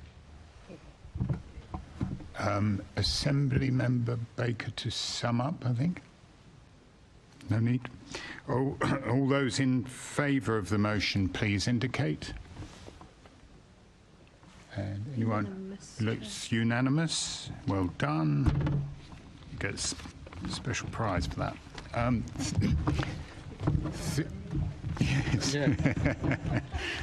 The next motion, 3.4, has been withdrawn, which means we now move to the motion in the name of Assembly Member Bukhari. Yeah, me again. Migration needs to be celebrated. After the riots in the summer and divisive rhetoric and dehumanising of immigrants and asylum seekers, we really need to have some positivity back now in welcoming people from around the world to this amazing city. When I first met the team from the Migration Museum, I was really inspired by their dedication and their passion. Over the last 10 years, the team have worked tirelessly to establish a strong reputation, doing so in a new and an exciting way. Their immersive cultural programme explores the most incredible stories from the famous migrant entrepreneurs to making our beloved National Health Service. Now, from comedy nights to cooking lessons, the Migration Museum is doing things differently and helping people connect with their history in a new and innovative way. Like millions of others from our city, my family has its proud story of immigration too. Both my parents have ancestors in Bukhara in Uzbekistan, which is located on the Silk Road, a city of trade, culture and religion. And it's said that our lineage comes back to the Imam Bukhari, a 9th century Muslim scholar. Many centuries later, my family has its most recent roots in Delhi in India, where my great-grandparents were highly educated judges and advisors to the Raj. After partition, my family's fortunes changed dramatically. They were forced to leave their land, possessions and homes and became muhajir, Muslim migrants. And suddenly they were living in tents and the children were running around bare feet. And my uncle tells me of the story of his feet becoming so hard that he couldn't even feel the nails that penetrated through his feet. That same uncle came to this country, got a degree from a London university, became an engineer and provided for his 8 brothers and sisters back in Pakistan, who then settled, and some of them even came here, my mum included, who married my dad, who was here from the 70s, and who also became the first Muslim head teacher in Britain. My family story, like many others, fit the narrative of who we are as a country and a city, and London is proud and a welcoming city for those who migrate, one that continues to draw people from across the world to come and contribute to our economy, culture and society. The importance of this motion is undeniable. London needs a focal point for current and future generations to learn and understand the many individual stories that make our fantastic city. The Migration Museum has already achieved so much in educating students from everyday Londoners. With the Mayor and the Deputy Mayor's support, we can ensure that the museum is sustainable, effective and continue its award-winning work. And I really hope that you support this motion. Thank you. Thank you. Assembly Member Roberts to second, please. Thank you, Chair. I'm very pleased to second this motion, particularly this week, given global events which have shown that there has never been a greater, more pressing time for migration to be understood, to be celebrated, and to show the positivity that migration can bring to all of our societies, whether it's here in London, whether it's across the country, or whether it's around the world. In July of this year, the Migration Museum received the prestigious award for education and training at the Charity Awards of 2024. And this year alone, it's received awards from the Museum and Heritage Awards and the Cultural Enterprises Award. The museum has just secured a new permanent location in the City of London, one of over 2,800 square metres in area and spread over 3 stories, and it's due for completion in 2027. The museum promises to challenge perceptions of what a museum can be and what a museum can do. The new space will include a cafe, artist studio, external courtyard, and will provide exciting and vibrant storytelling opportunities and platforms for creatives and entrepreneurs, and no doubt also will have a gift shop. The Migration Museum will continue to place Britain's migration story at centre stage, becoming the backdrop for conversation and an opportunity to counter polarisation. So I'm proud to second this motion, and I hope that you will all support it. Thank you. Thank you. Assembly Member Polanski, please. Thank you very much, Chair. My family history is Jewish-Ukrainian, and I know so many people in this chamber have similar stories of migration throughout their ancestry. So I thank you for bringing this motion on behalf of people in this chamber, but even more importantly, behalf of so many Londoners who have all these stories of migration. Now, I take the point about global events and completely agree, but even in this country, we've seen an environment where we've had a toxic right-wing media and politicians who should know better, who for too long have kind of fueled fears around housing, the NHS, infrastructure, all legitimate fears, but these fears are decades of austerity by successive governments and not the fault of migrants. So in this country, we need not just to tolerate migrants, we need to celebrate migrants. And the bit of the story that I think is often missing is stories in public life that celebrate migration, that look at the history of this country and look at art, food, music, culture, and to know that people of colour and migrants and people seeking asylum should not have to perform some kind of trick to be legitimate, but actually because of our collective humanity and that storytelling, that's exactly why we should have a more compassionate, inclusive and celebratory approach towards migration. And this is exactly what the Migration Museum does and seeks to continue to do. So I hope with wholehearted support, this chamber will support the Migration Museum in the work that they're doing. I'm looking forward to being with them in the House of Lords in the next couple of weeks at an event that they're doing, and I know Assembly Member Bakar is going too. And I think ultimately it's exactly this sort of work that this place should be championing. So thank you for bringing this motion. Thank you. Assembly Member Bukhari to sum up. I have nothing else to add. Just thank you very much. I really hope that this gets through. They're really looking forward to a positive result from us today. All those in favour of the motion, please indicate. All those against? Sorry, apologies, Chair. I didn't count the full vote, and there are votes. Those in favour, please. Those in favour, please. 1, 2, 3, 4, 5, 6, 7, 8, 9, 10, 11, 12, 13, 14, 15, 16, 17, 18, 19, 20, 21, 22 in favour, Chair. Thank you. All those against? That's one vote against, Chair. That's carried. Thank you. My Huguenot ancestors, thank you. The next motion is in the name of Assembly Member Garbett. Thank you, Chair. I rise today to address a stark injustice in our criminal justice system that disproportionately impacts some of the most marginalised people in our city. If we are serious about reducing harm for every Londoner, then we must create the conditions in our city for sex workers to be safe and supported. My hope is that today's motion will address inconsistencies in current policing practices and bring police conduct in line with its own guidance when it comes to sex work. By ceasing to caution, arrest or prosecute for sex work will bring police practice into line with existing police guidance. Let's be absolutely clear about what we're discussing. This specific caution is an extraordinary legal one-off. Unlike any other caution in our legal system, it requires no admission of guilt. Further, it demands no evidence of a criminal offence, yet its consequences will last a lifetime. 69 cautions in 2022 and nearly 50 last year. Behind each of these numbers is a person, a Londoner, whose life is being permanently restricted by an out-of-date discriminatory practice. This is not justice, this is not protection, this is systematic stigmatisation of a group of Londoners, predominantly women and marginalised people, which in turn creates barriers to employment and opportunities for decades to come. Chair, my motion asks for the Mayor to work with the Metropolitan Police to change these data retention practices so that women and people in sex work are not criminalised and stigmatised for the rest of their lives. I'm proud to introduce this important motion, protect London's sex workers, and thank Assembly Chair Andrew Boff for your passionate support. Thank you. Passionate it may be, but I'm going to formally second at the moment. Any contributors to that? I suppose I should say something. My views are well known on this issue, but it does seem, whatever view you take of sex work, it does seem unfair that a young person who may have been forced onto the streets in order to sell sex by a pimp should have to bear the consequences of that caution for the rest of their lives. It doesn't stand up to natural justice, and therefore it should go. So I welcome this motion, and thank you, Assembly Member Garbett, for bringing it in. That being said, do you want to sum up on what I said, Assembly Member Garbett?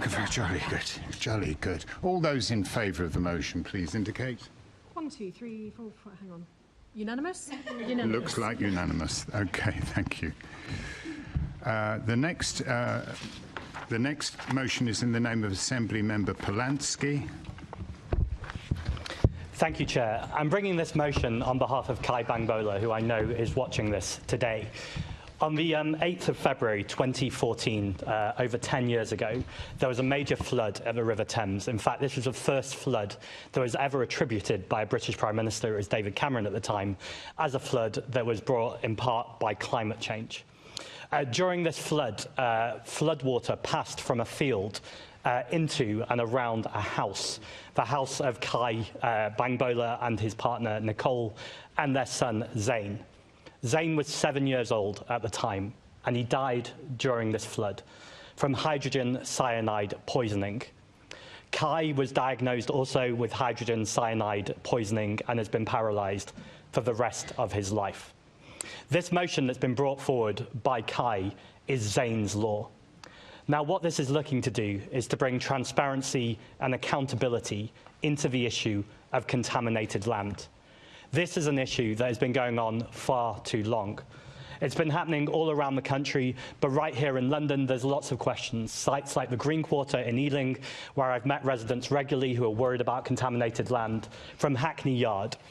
All of this law is looking to do is ultimately to bring transparency and disinfectant to the process, to be able to gather correct data for information so people living in buildings or having shops or working in the area can know exactly what they're living and working on. This should never have had to happen, and I want to pay absolute testament to the work that Kai has been doing. I've seen him all around the country, lobbying politicians in the House of Commons, the House of Lords, and in councils around the country. I want to thank also all the trade unions across the country who are supporting this law to get into legislation. I think one of the last pieces of the jigsaw piece is to ask the Mayor of London to write to the government and the Secretary of State, calling on their support as well. So I hope you'll support this motion today. Thank you. Assembly Member Garbutt, to second. No? Any other contributors? Well, we'll just, in which case, unless you want to speak again, Assembly Member Polanski, we'll put that to the vote. All those in favour, please indicate. Unanimous, Chair? That looks unanimous to me. The next motion is in the name of Assembly Member Baker. Thank you, Chair. And I'm really pleased to be moving this motion. Lots of people have been working for a long time on this issue. London has a really proud record of welcoming people seeking refuge to our city. And asylum seekers who come to our city have often faced unimaginable hardship and challenges fleeing in conflict or oppression. And once people apply for asylum, they face long waits for an initial decision on their cases, on average 21 months, according to Migration Observatory figures. And during this time, asylum seekers are usually unable to work and are given as little as £8.86 a week to cover all non-food costs. And people seeking refuge are understandably expected and want to integrate into society. However, the cost of public transport is a barrier to this, as asylum seekers cannot reasonably travel to, say, ESOL classes or other important appointments which help them prepare for a potential new life here.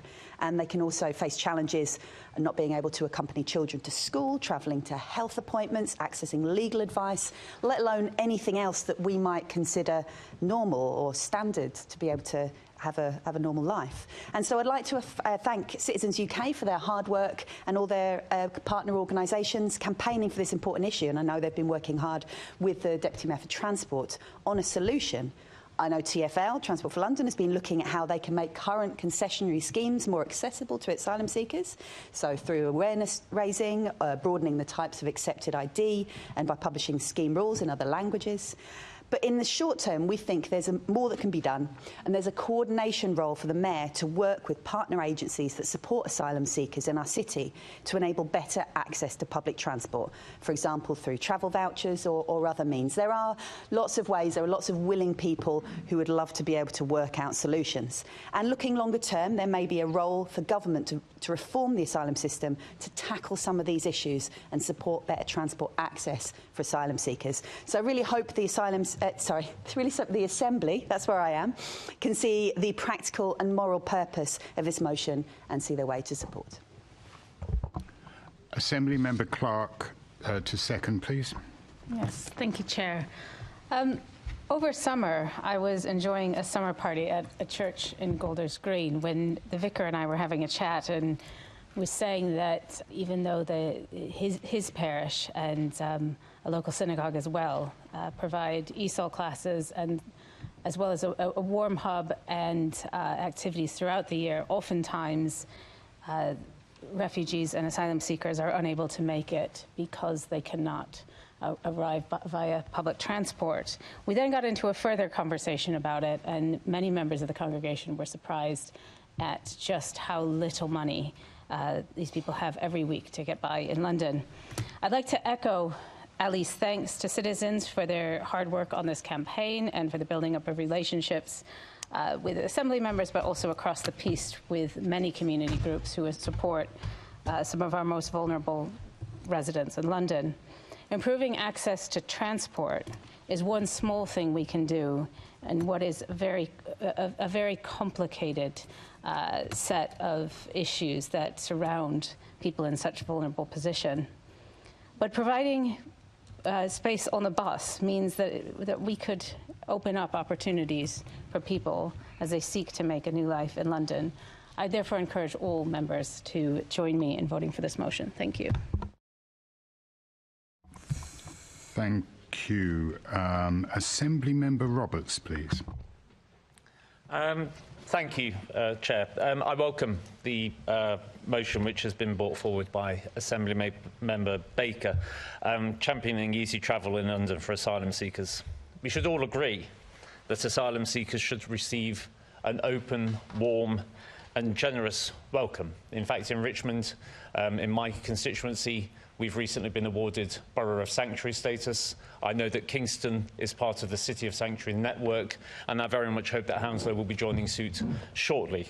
I look forward to working with the Mayor, and at a local level and in the South West, and of course at borough level, to ensure that we have got improved transport options for those people who are coming to this country, often fleeing violence, often fleeing persecution, whose only desire is to make a better life for themselves here in this country. And I hope on that basis we will all be able to support this motion. Thank you. Assembly Member Garbett, please.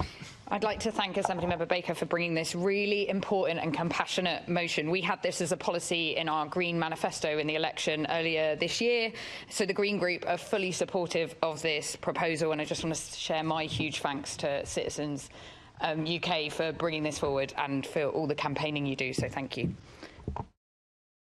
Are there any? Assembly Member Wilson. Thank you, Chair. And sorry to break the cosy consensus, but that's what I've been elected to do, so that's what I'm going to do. It won't surprise you to hear that I won't be supporting this motion. I think it's important to recognise that we have an illegal immigration emergency, and even the Prime Minister now recognises people smuggling as a national security threat. And for all the talk of smashing the gangs, we're not going to get a grip on this issue until the pull factors are addressed. It was already out of control under the last government. It's getting even worse now. More than 31,000 crossing the Channel by the 2nd of November, more than the whole of last year, and there's still 2 months to go. We are, and always have been, a welcoming country to those in genuine need. But the vast majority of those crossing are not women and children fleeing war and persecution. 3/4 are males of fighting age.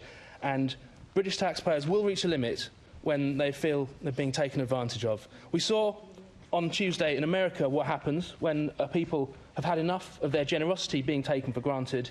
I know I'm alone present in this chamber, but I'm sure if we carry on like this, in 4 years' time, I won't be. Thank you. Any others? Assembly Member Baker to sum up, please. You're all right. I just don't bait me into things because you don't know where it'll end. But I'd just like to say that I think that when we're having conversations that imply that people get into dinghies and cross the Channel at risking their own lives, Much as I love our public transport system, just so they can get free travel on a bus to go to the hospital or an ESOL class, we have lost our grip on reality. Thank you. All those in favour of the motion, please indicate. That is 1, 2, 3, 4, 5, 6, 7, 8, 9, 10, 11, 12, 13, 14, 15 in favour, Chair. And all those against, please indicate. We have one member against, Chair. That's carried. Thank you. Next motion is in the name of Assembly Member Best.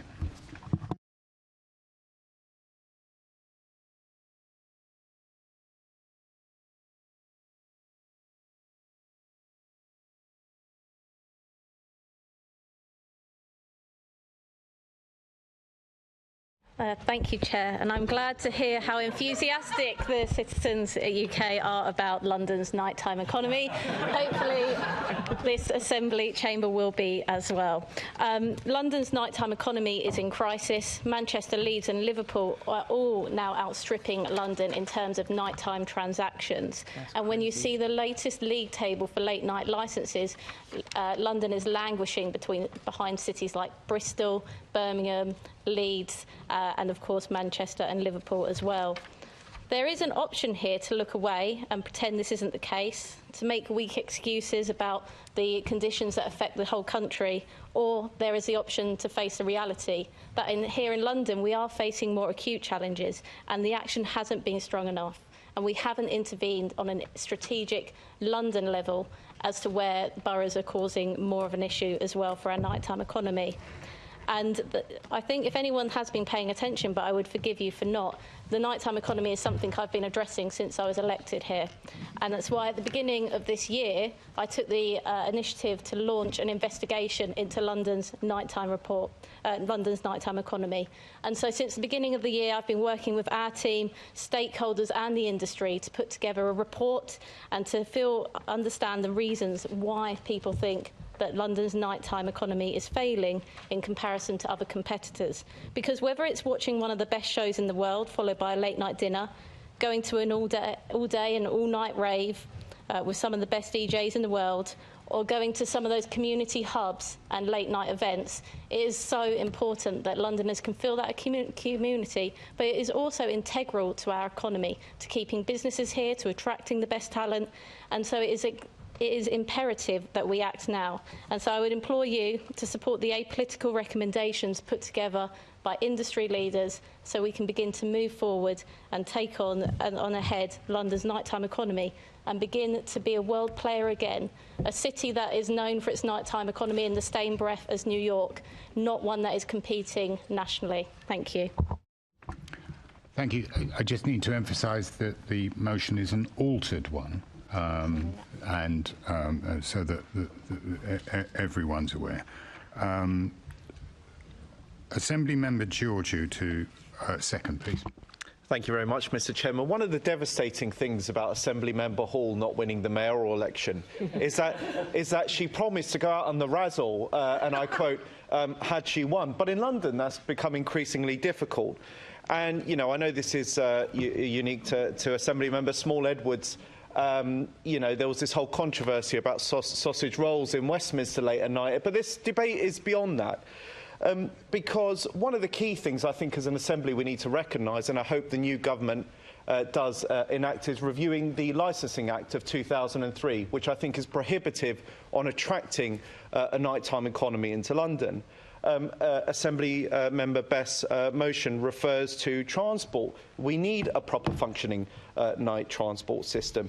You know, the safety of women. Many, in fact, I'd say most women that are young in London or of any age do not feel safe going out late at night with rape and sexual offences on the rise. And I would say that, you know, when the Mayor does appoint his new night czar, that they actually do something rather than just say something. It's all well and good protecting a particular venue here or there, but it does nothing for London's nighttime economy across the capital. And, you know, one of the other things we need to move away from is gaslighting from the Mayor by him saying we are a 24-hour city. We are not. We are not a nighttime economy, and we should be as the greatest city in the world. You know, look, pre-kids, I took full advantage of everything that London had to offer. You know, I'll leave it there. But you know, I think we need to get a nice try, Anne. You know, but I think we need to get back to a place in this city where people are able to get home after a night out, whatever the hour, feel safe, and enjoy everything that London has to offer. Are there any other speakers? Assembly member, was there? Oh, I'm so sorry. Assembly member Ahmed. Thank you, Chair. Could I just thank Assembly Member Best for the passion that she does show for the subject of London's nighttime economy. With regard to the motion, as per Standing Order 3.13, covering referrals for motions within a committee's remit, I move that this motion be referred to the Economy, Culture and Skills Committee. This issue clearly falls within the committee's remit, given that the committee is currently investigating the London's nighttime economy and is in the process of drafting its report on the subject after intensive investigation. This motion can be considered within the committee's investigation. Chair, I move.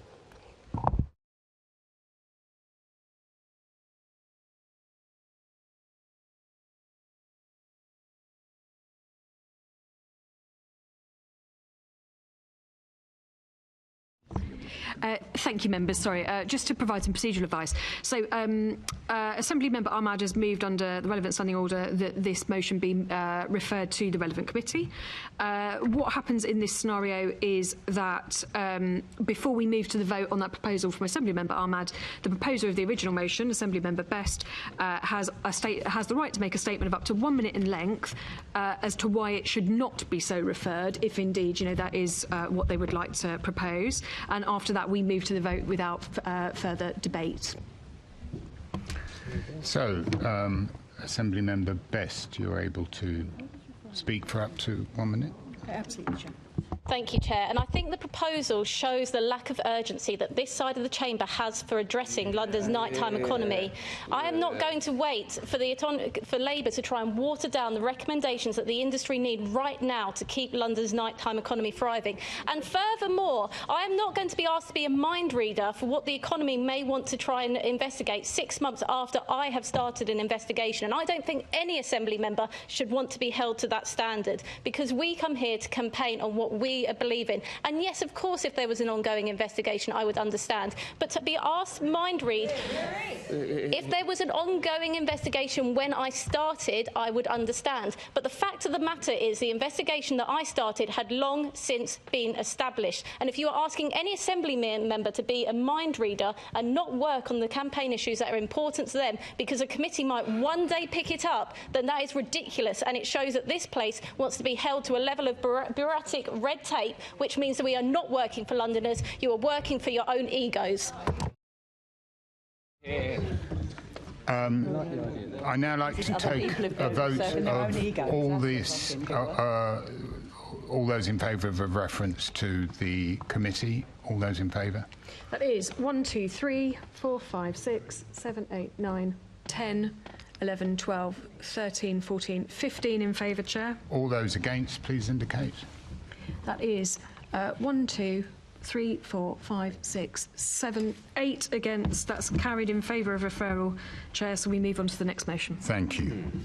The next motion is in my name, is Direct Vision. Chair, yeah. Yes. I'm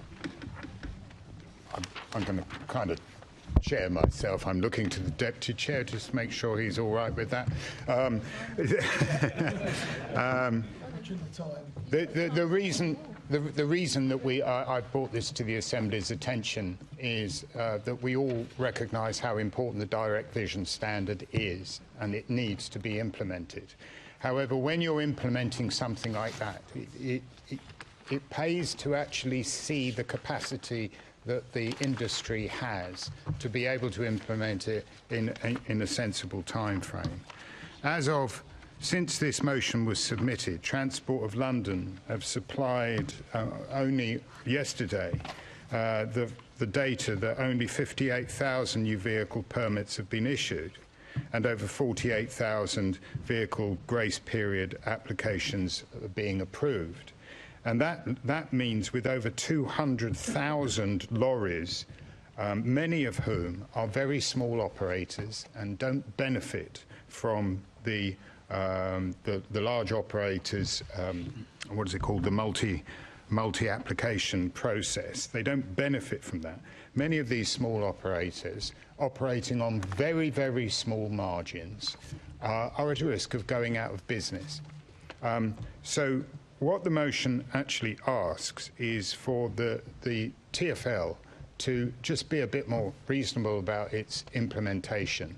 Wait until they've managed to get those applications in, the interest from the operators in, and then we can move forward together to ensuring that our streets are safe for those who use them. And I'm in anticipating the people who might be against this. This is, as I want to emphasise, this is not against the direct vision standards, but when you implement something, you've got to do it with a mind to your capacity to deliver that standard. So thank you for that. Assembly Member Lord Bailey to second. Thank you, Chair. I just want to reiterate the point. This is not against the direct vision standard. Safety is paramount. This standard is good and must be implemented. I just want to make a plea for the small hauliers. Having grown up in and around that industry, it's important that we don't speak about them as the enemy. They also want this to work. They do not want to be involved in accidents. If you're driving a vehicle and you run some over, it can be life-ending to them. It's also devastating to the professional driver involved. And I just want people to bear that in mind. And there's another piece about the impact this has on communities. Many of these small hauliers are the best employment that some of the most vulnerable Londoners will ever have access to. And if we continue to pile on costs without some kind of help for them, they will go out of business and that employment will be lost.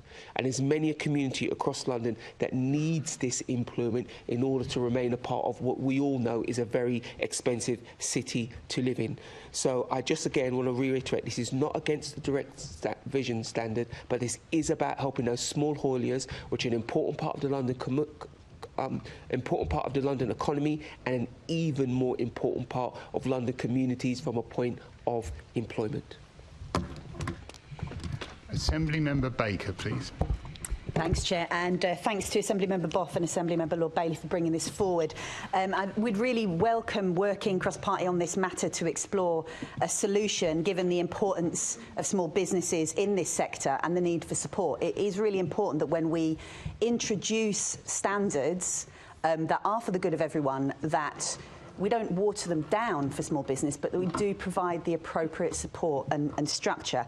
However, given the huge importance of improving road safety and the level of detail in this motion that, to be honest, we haven't been able to fully verify, we are going to be abstaining on this motion, but we really would like to explore a solution on this matter.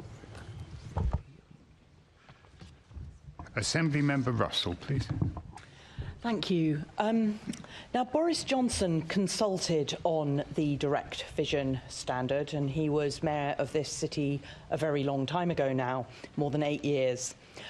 The mayor brought it in, the current mayor brought it in at the beginning of his first term, and then it was watered down to allow for what we were told was the 7-year turnover in construction vehicles, so that construction companies replace their vehicles every 7 years. So the current mayor gave the direct vision standard an 8-year gap before it came into law. So these companies have known that the direct vision standard that would protect those drivers from the risk and the danger associated with driving around in a lorry where you cannot see people crossing the road in front of you. And Assembly Member Lord Bailey explained very passionately the impact on people driving lorries if they're involved in a collision and if someone is unfortunately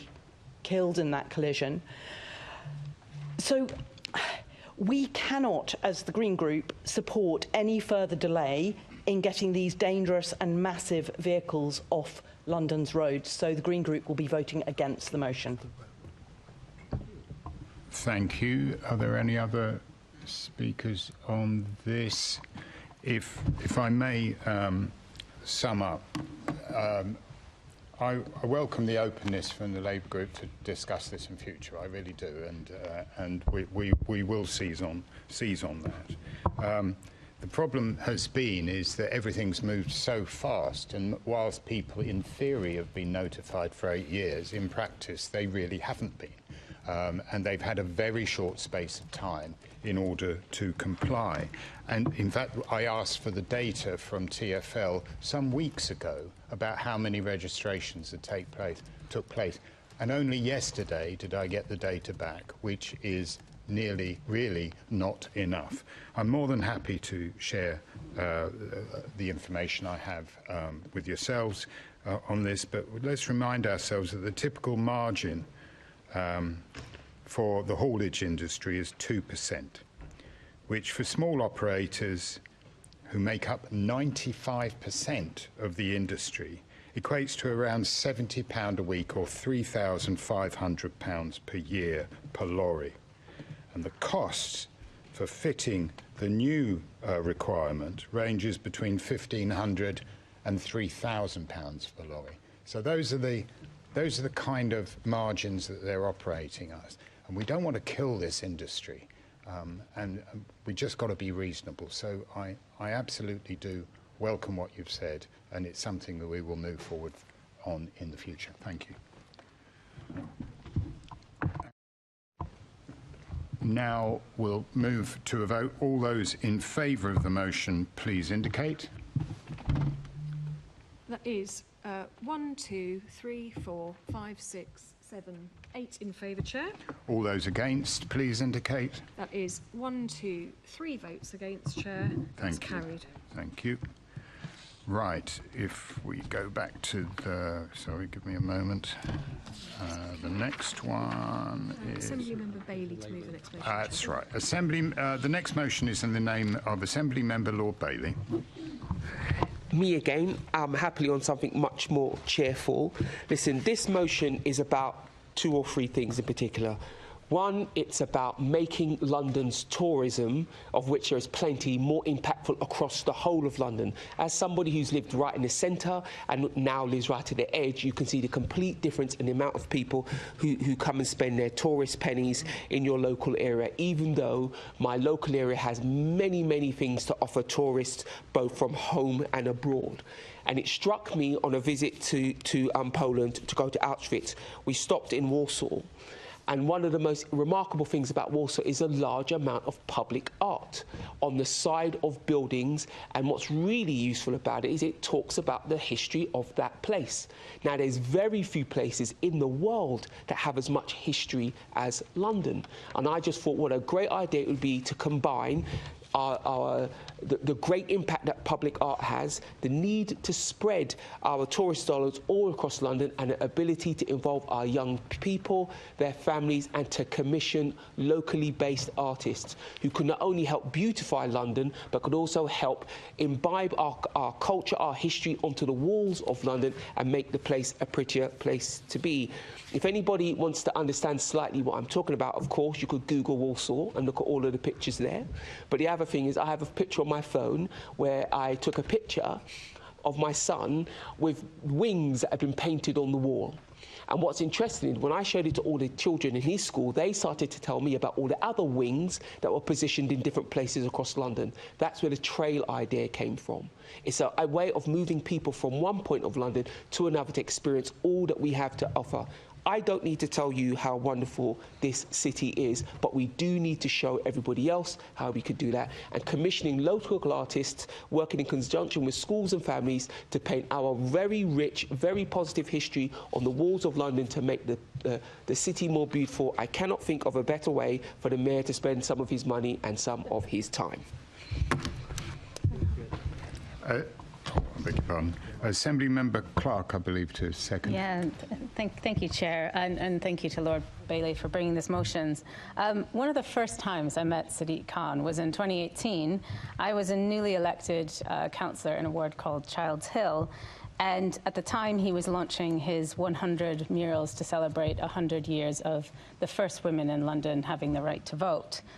That included 100 murals, and each was a story of a different woman in London from all different backgrounds who had achieved extraordinary things in their community.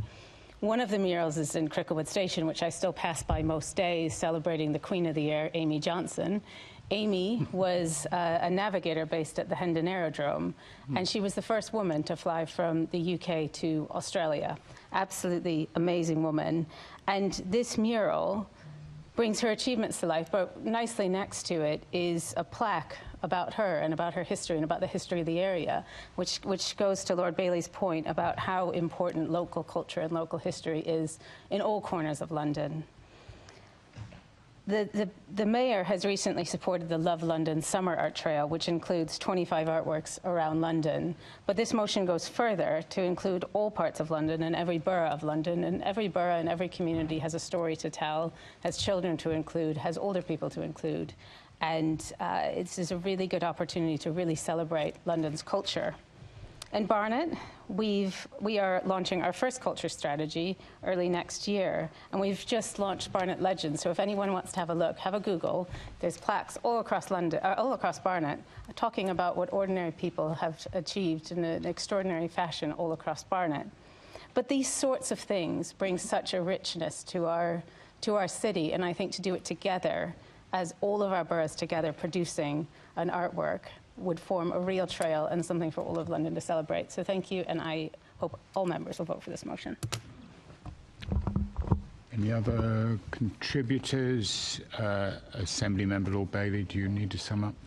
Just to sum up, I forgot to say thank you for the input from the Labour group around this motion, because your input did genuinely improve it. And the idea of Barnet Legends seems really great, because I look forward to Romford Legends popping up very shortly. But it just... yeah, it's right here. But it just goes to the wider, warmer point about it. It's just good old-fashioned fun. And if there's any time in the history of London we could do with some fun, right now strikes me as that time. I hope you all can support this. Thank you. All those in favour of the motion, please indicate. Unanimous, Chair? Unanimous. Unanimous. Thank you. The next motion is in the name of Assembly Member Turrell. Thank you, Chair. Our democracy is built on the foundations of free speech and the right to peaceful protest. And while ULE's extension was contentious and garnered a strong response, which did involve both peaceful and non-peaceful protests, this motion does not shy away from that, and it condemns the unacceptable and dangerous non-peaceful protests that we saw. But the motion isn't about whether any individual Assembly member was for or against this extension. It's about the threats of violence and intimidation that peaceful protesters have received from security subcontractors employed by Transport for London. And since being elected to this Assembly in May, I've been contacted by a number of these peaceful protesters, mainly women who have been stalked, harassed or faced intimidation from these subcontractors. I've seen videos of threats against violence against vulnerable adults. I've seen messages including threats of sexual violence from these subcontractors. I've seen constituents called whores and been told that someone wouldn't pay to sleep with them. And as the motion itself reads, I even have a constituent who was rung over by one of these subcontractors at a peaceful protest, which ended up going through the courts. So Transport for London are putting these contractors on the street, and constituents of mine are now facing unacceptable abuse for exercising their right to peaceful protest, and they have no way of holding these subcontractors to account. So that's what this motion calls for. This motion calls for the most dangerous of these to be prevented from putting on our streets by vetting these subcontractors before they're sent out.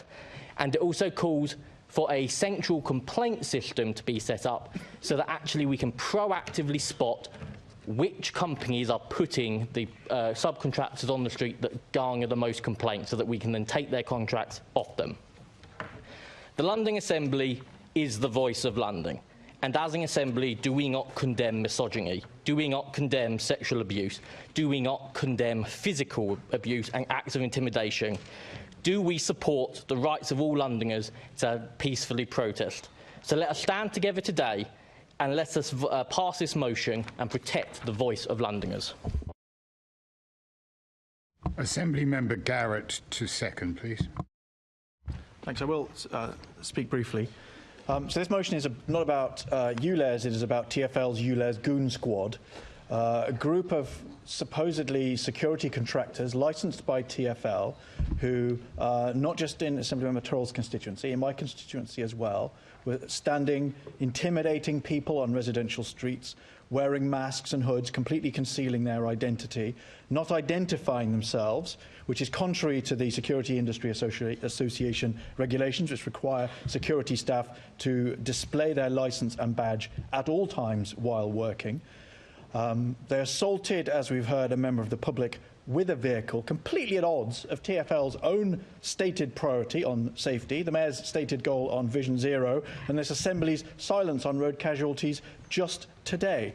This motion asks TfL to take responsibility for the people it is paying to carry out its policy, and you cannot say that you're a responsible employer, say that you are against road danger, and then refuse to take full responsibility for masked goons working in your name to carry out your policy, who intimidate and injure the policy while flouting the Security Industry Association rules. Support this motion unamended. Thank you. Assembly Member Russell. Thank you. And I am going to explain why the Green Group is going to vote against this motion. The incident that Assemblymember Tyrrell described, where someone was run over by a contractor, has been dealt with in the courts, and that was absolutely horrendous, and obviously I condemn that wholeheartedly and unambiguously. But the solution that you're proposing just doesn't work. And the reason it doesn't is because the contractors are already vetted by a third party. So an SIA, which is Security Industry Authority, and that's backed by government. So that is independent, as vetting should be. TfL vetting its own subcontractors would actually muddy the water, and it could give rise to conflicts of interest, and that is why the Green Group will be voting against this motion. Thank you. Assemblymember Cooper.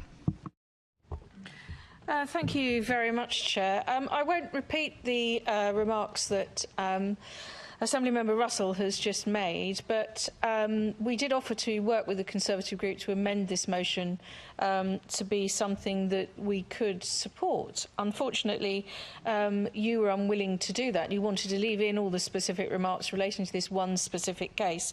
And I must say, Assemblymember Turrell, I did find it quite amusing that you were suggesting that you support the right to peaceful protest, because I have sat in this chamber and listened to remarks being made about Assemblymember Russell, who was herself personally exercising her right to peacefully protest and was heavily criticised by several members of your group who are sitting around you right now, and was told that she should not be protesting. Now, I think we have to support everybody, whether they want to protest for ULEZ, whether they want to protest alongside Extinction Rebellion, whether they want to protest as a taxi driver, which there's been several taxi driver protests around London. So we're left in a position, because you refuse to work with us, where we will too be voting against this motion. We clearly condemn acts of violence, whoever they're carried out by, but we also, and as I've just said, we do support the right to peaceful protest, but we also think you mustn't muddy the waters. You just ran through a litany of things, and we then heard from Assemblymember Garrett some unpleasant language about goons. I'm not quite sure where he gets that from. You know, there are processes, and if people are undertaking criminal acts, they should be investigated by the police. TfL has a relationship with its contractors, but the contractors contract with the subcontractors. Now, there might be some strengthening, which is what we were talking about, changing the motion. But the kind of thing that you're suggesting in this motion, it would muddy the waters. It's not the right way to approach it. And therefore, we do not believe that the asks around TfL taking direct responsibility for vetting of subcontractors who they may have no formal relationship with is completely the wrong way to go about it, and we shall be voting against this motion as well. Thank you. Assembly Member Prince, please. Thank you, Chair. I find it a bit strange that Assembly Member Cooper is standing up and says, oh, we'd like to work with the Conservatives, but they refused to work with it, and there were things in there we would have supported, but if only if they took other things out. There's something in this organisation